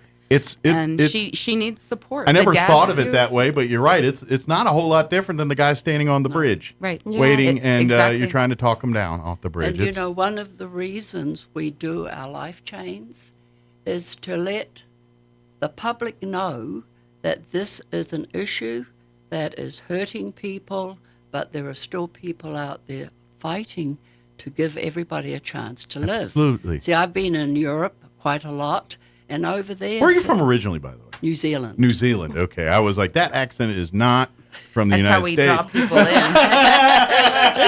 I was like, I know she spent her whole time in the Midwest. But, you know, years ago, well, not too many years ago, I was doing the Camino de Santiago. Okay. You maybe have heard of that. Mhm. It's amazing. And the young European women, when they saw my little feet, they would be intrigued. That's all. And I said, well, it's sort of a little educational tool. Sure. And they said, oh, no, over here, abortion's just like getting your tonsils out. It's no big deal. See, they've convinced them. Exactly. Yet their rules It's like are you're going to get better your than nails done or ours. something. You're like, no. They're better that they don't allow it after like 3 months, whereas we go right to birth. Up in Albuquerque, you can go 2 weeks after the baby's born before you make the decision. And that's true. That's at the Southwest Women's That sounds barbaric. to Home. me. And they call it the Sounds like women's murder. home. It does. Yeah. And women come from other countries to have their abortion. New Mexico is the abortion mecca of the world. I was just going to just attribute to U.S. I didn't realize that people were coming from They do. other from, continents yes, to do but this. I tried to get that out in the paper a few years ago. They wouldn't let me put it. They said, no, we could get sued. See, that's the world we People live are in now. afraid Putting of the truth everything. out there gets you in trouble. And you Or even a different opinion. put it this way. And this is just a life lesson for me that I picked up in my 50 years on this earth. If people aren't open about what they're talking about and willing to show you everything, odds are pretty good there's something there that doesn't quite stir the Kool-Aid or something that doesn't quite pass the sniff test here. Yes. And you need to ask more questions about it. Have you heard of Larry Marker? Yes, I've had him on the show here. Yes. He ran is he ran for my- office here. I not want too- you to know he's my hero. Okay. Yeah, we've had him on the show. He's run for Land commissioner, land commissioner. and now Commissioner. Senate in 2024. Oh, so he's now throwing his hat in for Senate He too. is Yes. the most active gentleman in New Mexico, Good deal. possibly the USA, who fights against our awful laws that come down, and we've sort of accepted them. New Mexico's accepted that we are mainly a state that goes to the left. This is how countries lose their freedoms and things. It's not one guy coming in and taking it from you all overnight. It's a slow erosion of a little bit here, a little slow bit burn, there. yeah. And we've been in the middle of that for years now. And at some point, if we don't stop and say something, Well, so they started with the babies, now they're hitting the children. Yeah. With the transgender. we're going to and hit all a of this. point of no return at some point if we keep this up. So We are. But so I guess we should get back to yeah, the let's talk purpose about of life chain and all that. I'm easily sidetracked. Have you noticed? But let's talk a little about life chain and what this is about here. 36 years ago, a retired school teacher, Royce Dunn, a regular guy, just started the first life chain because he wanted to have a prayerful, peaceful way of presenting this issue we're Okay. talking about. Gotcha. Because you may remember Randall Terry. They were aggressive, Yes. fighting outside abortion clinics. Sure. and that sort of thing. Well, we all know that when it comes to that, like, let's face it, we all know this in life. When it comes to violence, you've already lost. You know what I mean? If that's your best tool, then you've lost. We try to be a bit like Gandhi, Yeah. in a way, Yeah, because he did exactly. it peacefully. But it's growing. It started off 1 or 2 chains in Yuba City in California, then Bakersfield. Then it started spreading. Now, Texas alone now has 100 life chains in October. Nice. And it's generally the first Sunday of October. Okay. We did that for many years, but we changed finally to doing the last Sunday because we have so much going on in October. That's right. This year the fair was finished. Sure. So it was easier to get people's mind. And this on one's right before Halloween, so the Halloween stuff won't get in the way and all that. So after you're done the next day, you can put on your And costumes and go. My do your goal thing. is to get 100 people. We've never yet, in about 20 years, this is actually supposed to be spearheaded by the churches. Okay. We tried, but they're too busy. Okay. So Citizens for Life took it over. Awesome. Okay. And I'm praying that this year maybe we'll get 100 people to line up in silence. It's a time for us to reflect on what we've allowed go on. Sure. For And raise 51 awareness. years in this country. And the idea is a bunch of people to see why are those people standing out there and what's going on, and it then gives ask questions. camaraderie between all the activists. Absolutely.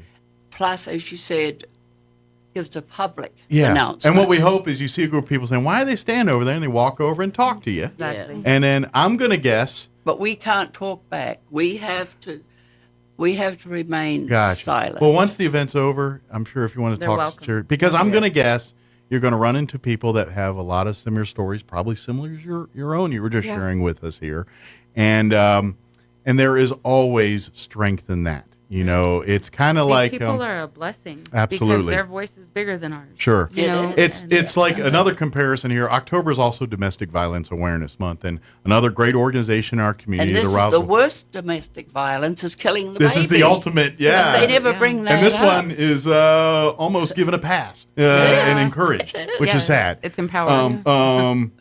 And every month, you know, domestic, and they do their Say My Name Candlelight Vigil, and it's kind of similar to what you're talking about. There's talking and stuff, but And Mike, do you know why there's so much domestic violence? because it's sat in the of shadows for because so of long. abortion. Yes. It affects the man and the woman. Sure. Well, What yeah. they've How done. many divorces? Like, what was like? If you look at families that had an abortion, and I don't have stats in front of me, but I'm willing to bet that those families that had an abortion, and if you look at the history, I bet a higher percentage of those relationships end in divorce. Like when you look at And you divorce, can understand you know, it's because We it just does can't live create with it. it Yes. creates a crack in the relationship. It just does, and it's hard to heal that. And that's what we're talking about here. It's the actual act of the abortion is the simple part. It's all that leads Yes, after it. exactly. That's where the consequences come in. Whether it's physical medical issues like, you know, where you have to get hysterectomies, or I mean, you don't hear those stories Or either. death, Where some because young that's a thing teenager had too, yeah. an abortion. And turns out they messed it up, and now they have a hysterectomy, and they will never have children again. And they're only 20. You know, and what you don't hear is you don't hear how powerful the family unit is. Yeah. No one talks about that anymore, but that is the most powerful unit And they're trying in to the destroy world. the family They are. unit. They Yeah. are. And we want people to have kids. We want them to raise, This is life. This is life happens. And you know what? Mistakes happen. But guess what? I know. We all Every make time mistakes. I've heard about the mistakes and they have the child, guess what? 10 years later, they're like, this is the blood. Yeah, at the time we weren't too thrilled about it. Oh, I had But two right babies. now, it's the Yep. best thing that's I had ever two happened to babies us. by the time I was 20. It Yeah. was not easy. And now the oldest is 24 and makes me crazy, and I love it. And guess So- what? And by that decision you made, you lose that. You lose that. Right. And it's sad. It is. It's nothing to be, you know, we can't be angry. We're just sad. We're like, because It is. it You have should to have be- never. It's sad. Try not to get angry. So please, if you'd like to come out, we want to make this 2 o'clock on Sunday. 2 o'clock Sunday Yes. On Main Street. On Main Street Right, here yes. by the We- courthouse we- lawn, or We Yes. gather Okay. in front of the Pioneer Plaza. right there in Pioneer Plaza. They pick Perfect. up their posters. Okay. And we would like them to stand at least 10 to 15 feet apart. So we can spread out. And If people unless want we to get so many people that we got to together, get close, then so be it. stress that. To That'd be a good spread problem. out. They don't listen to me. Yeah, give them a good. Yeah, give them deeper than you can't touch the other person. You know, Exactly. Back in the military, everybody Yes. gets spaced out. Everyone Yeah. do this. As Good long as you idea. touch, and then you're good enough. You know. And I try not to treat them like children. But Yeah, that's well, it. sometimes when you have a group of people, that's just the I way think it she's works. talking about me because I might have talked to someone last year. So This was a note to someone else. No, but anyway. But the only way I'll accept different is if you get so many people that we just have to get them It'd be together. perfect. That would be the good Yes. problem. Like, Yes. you know, Good problem So to if we got have. way more than 100, then we can get closer. But Yes. till then, Yes. you've got to get arms You apart. do, to make it look a lot. Well, that's just it, to present the image that we're trying to do, to show Yes. that there are a lot of people here that want to show you that there are other options, that there is other resources. You are not alone when if that moment comes. There are so many people. well, I know Pregnancy Resource Center. You can call them 24 Yeah. hours a day. You can always get a hold of someone. Even if your family abandoned you, there is so many Yes. other people that are ready to jump in and help you Just out. like in Hobbs, they have the baby box. They were able to Yes. save a beautiful 5-pound Yes. baby boy. Yeah, you know, go to the fire station, and I bet you anything, you'll find somebody that'll take that baby if you feel like you can't handle and it. even so, there's still a chance to come back from that. Absolutely. You know what I'm saying? Absolutely. So even if parents are mad, then they kind of isolate, time heals, says let's get the relationship. Guess what? The kid's still there. Yeah. That abortion, you don't get to walk that one And back. you know, it's worldwide now, the life chain. I called my sister, who is 85. I'm the oldest in the family. She's just 85. She's a young spring chicken. And she was just getting ready to go to their life chain. Awesome. That's Isn't cool. that something? That's cool. So it's going to be this upcoming Sunday, the last Yes. Sunday of the month, 2 p.m. Yes. Meet out here at Pioneer Plaza, right Yes. downtown. It's right across from the courthouse. Courthouse, Yeah. yes. Come. For 1 hour. Now, and if you can't handle 1 hour, you can do 5 minutes. Yeah. But show up.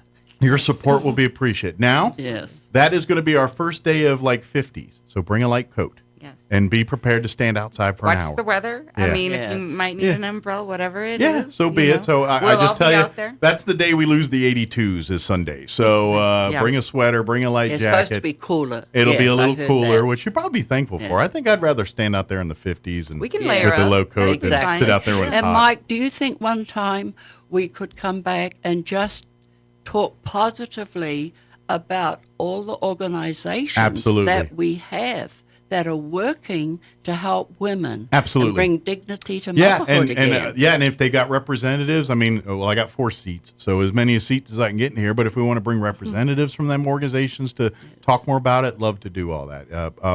This I show has always thank been you. about resource and information, Yes.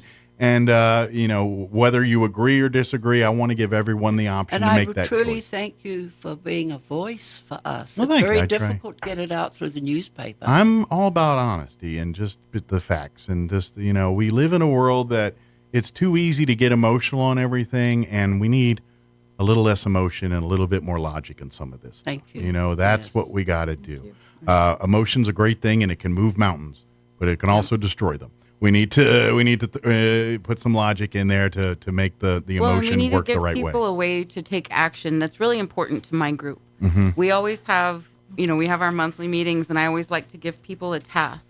You know, they don't like to hear, oh, there's this bad stuff in New Mexico. There's these bad laws. There's this is bad. This is bad. That's exhausting. And they want to. Everybody wants a way. They say we don't know what to do. Sure. We give them something to do, just like with signing the referendum and the new Enabling Act ordinances that we've put This into lady's place. been all over Well, the and that's a state little with by the design. referendum. When because when you overwhelm people, they're more likely to just exactly say, it. "Yeah, I'll do what you want." The path of least resistance. Right. And that's why organizations that like what you guys are supporting here needs to give that alternative, to give you the real answers and things. Where at the end of the day, the only agenda is to really make sure that whatever decision you made, you fully know what decision you're making. Absolutely. And And unfortunately, if you make a decision that creates consequences, there are resources to help you navigate through that. And guess what? The same people that are telling you to think about it are also going to be there to help you when you make that when that mistake is made and you're trying to pick up the pieces. And Mike, getting back to the life chain, young mothers can bring their children. Yeah, why not? Yes, so because guess what? I'm family event. If this is still needed, which it probably will be, these will be the next generation doing it. So I'd like to say they're out of a job by then, but I can't guarantee that. So, good deal. If anybody has any questions about your organizations, what's the best way to get a hold of you here? We're on Facebook, Change Course New Mexico. Look for Change Course New Mexico on Change Facebook. Course New Mexico at gmail.com. What about for Citizens for Life? Is there a good way to get a contact? We used to have a post office box and all of that, but we've kind of, I'm not saying dwindled. Okay. We tapered down. I would imagine if you Through reach us. out through Change Course New Mexico, if you need to get a hold of Margaret or her organization, they will definitely help you there. And Tanisha, you, like I said, you always come by the office. Give the address again. Yeah, so we're at 2003 South Main Street. Okay. And do you have a website or social media that they can? Facebook page. Okay. And we just also look for Pregnancy Resource Center. Maybe put in Roswell, New Mexico. Chaves County. Yeah, Chaves County. Oh, Chaves County, and then she'll pop right up. Yes, 623-1217. Okay. Yes. And of course, don't hesitate to call here if you don't get that information. We'll relay that for you too. But get on. Basically, if you don't remember any of this, if you Google any one of these three organizations, you'll Google Coalition for Life, National Life Chain. You'll get in touch. And Get better all the yet, information. or better yet, just come out Sunday 2:00 and ask your questions there. Well, after the silent part, but. A few minutes early. Because if they just look at you like, man, they're rude. No, we're in the middle of something. We'll get in trouble. Thank you, guys. We'll see you next time. Thank you. All right, it is 9:57. I got to play a couple commercials before they kick me off the radio. Don't go away. You're listening to Mornings with Mike Winters. With the Wall Street Business Report, I'm Rich Thomason. Despite repeated interest rate hikes by the Federal Reserve, the Commerce Department reports the U.S. economy grew at a 4.9% annual rate in the third quarter, the fastest pace of growth in more than 2 years and more than twice the 2.1% annual growth rate of the previous quarter. Europe's central bank deciding to leave interest rates unchanged as fears of a recession intensify.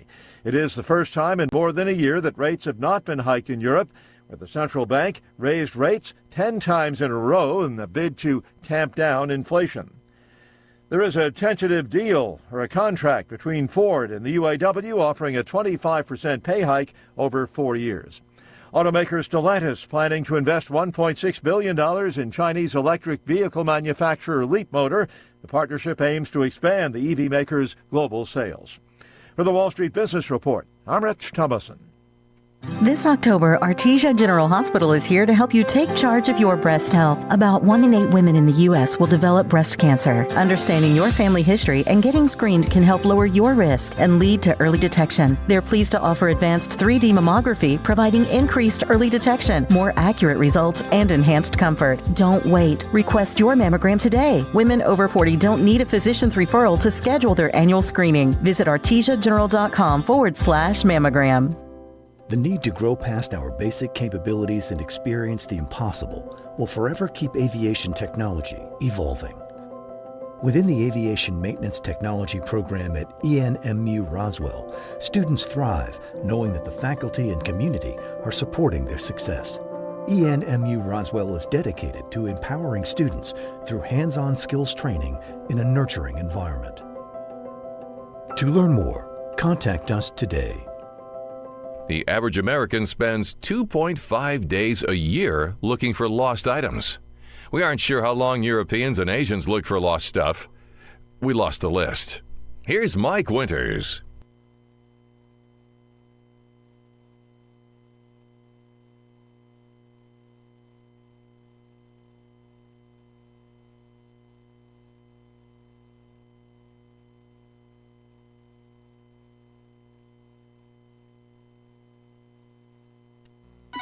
Your home for Kim Commando in Roswell. 106.5 Roswell's Talk FM, KEND.